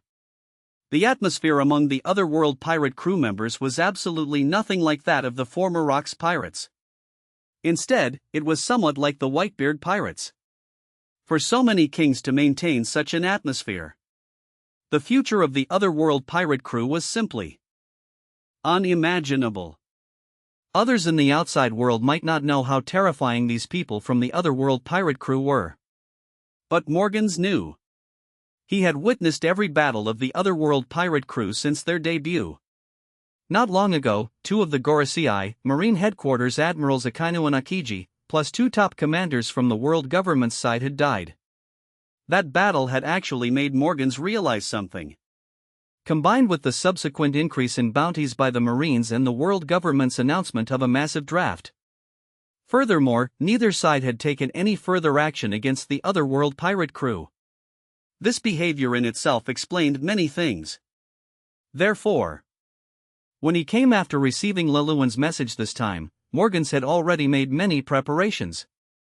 In fact, Morgans already intended to offer up everything he had. After they had their fill of food and wine, Saitama, Pluton, and the others began to leave one after another. However, as he was leaving, Pluton stood up and walked to Morgan's side, giving him a brief glance. Just one glance caused Morgans, who had relaxed under the influence of Luluan and the others' conversation, to become tense once again. Among the members of the otherworld pirate crew, the person who gave Morgans the strongest and most terrifying aura was Pluton. Being stared at by Pluton, Morgans felt his heartbeat significantly faster than before. "Are you the head of this world's news agency?" Upon hearing Pluton's question, Morgans subconsciously stood up and answered Pluton very respectfully. "Yes, Lord Pluton." An interesting ability." Pluton only said this before vanishing from the spot in a flash. After Pluton left, only Shaki, standing at the bar, and Luluan remained in the tavern. "Morgans, one of the underground emperors of the New World, you arrived faster than I expected." Hearing Luluan's voice, Morgans immediately stood up and walked over to Luluan. Originally, seeing Morgans arrive, Luluan was still thinking about what he should say to get this underground emperors to submit to him. But what Luluan never expected was this. After hearing his words, Morgans didn't hesitate at all. He walked in front of him and knelt directly on the ground with a thud. Then, with his head bowed deeply, he placed his right hand over his left chest. "Captain Luluan, I, Morgans, am willing to offer you my everything and recognize you as my master. I hope you will allow my news agency to join the otherworld pirate crew. I am willing to become a force under your command." Morgan's oath of loyalty made even Luluan freeze for a moment. Things had happened far too suddenly. Luluan had originally thought that winning over Morgans wouldn't be an easy task. After all, Morgans was a tough nut that every faction wanted to crack. Not just the 4 emperors of the New World, but even the Marines, the world government, and all other powers actually wanted to bring Morgans under their wing. Everyone knew how terrifying the power of public opinion was.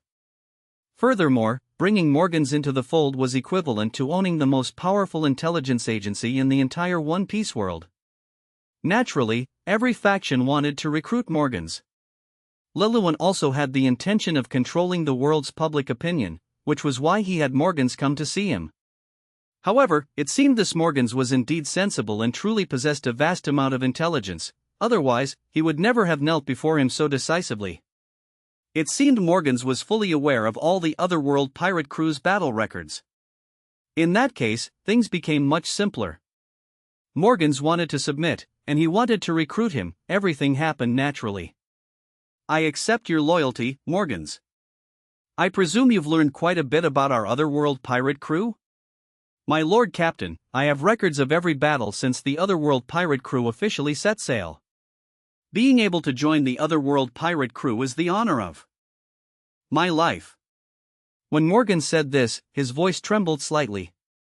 Liliwan could also feel that this birdman wasn't lying. Right now, he was truly very excited.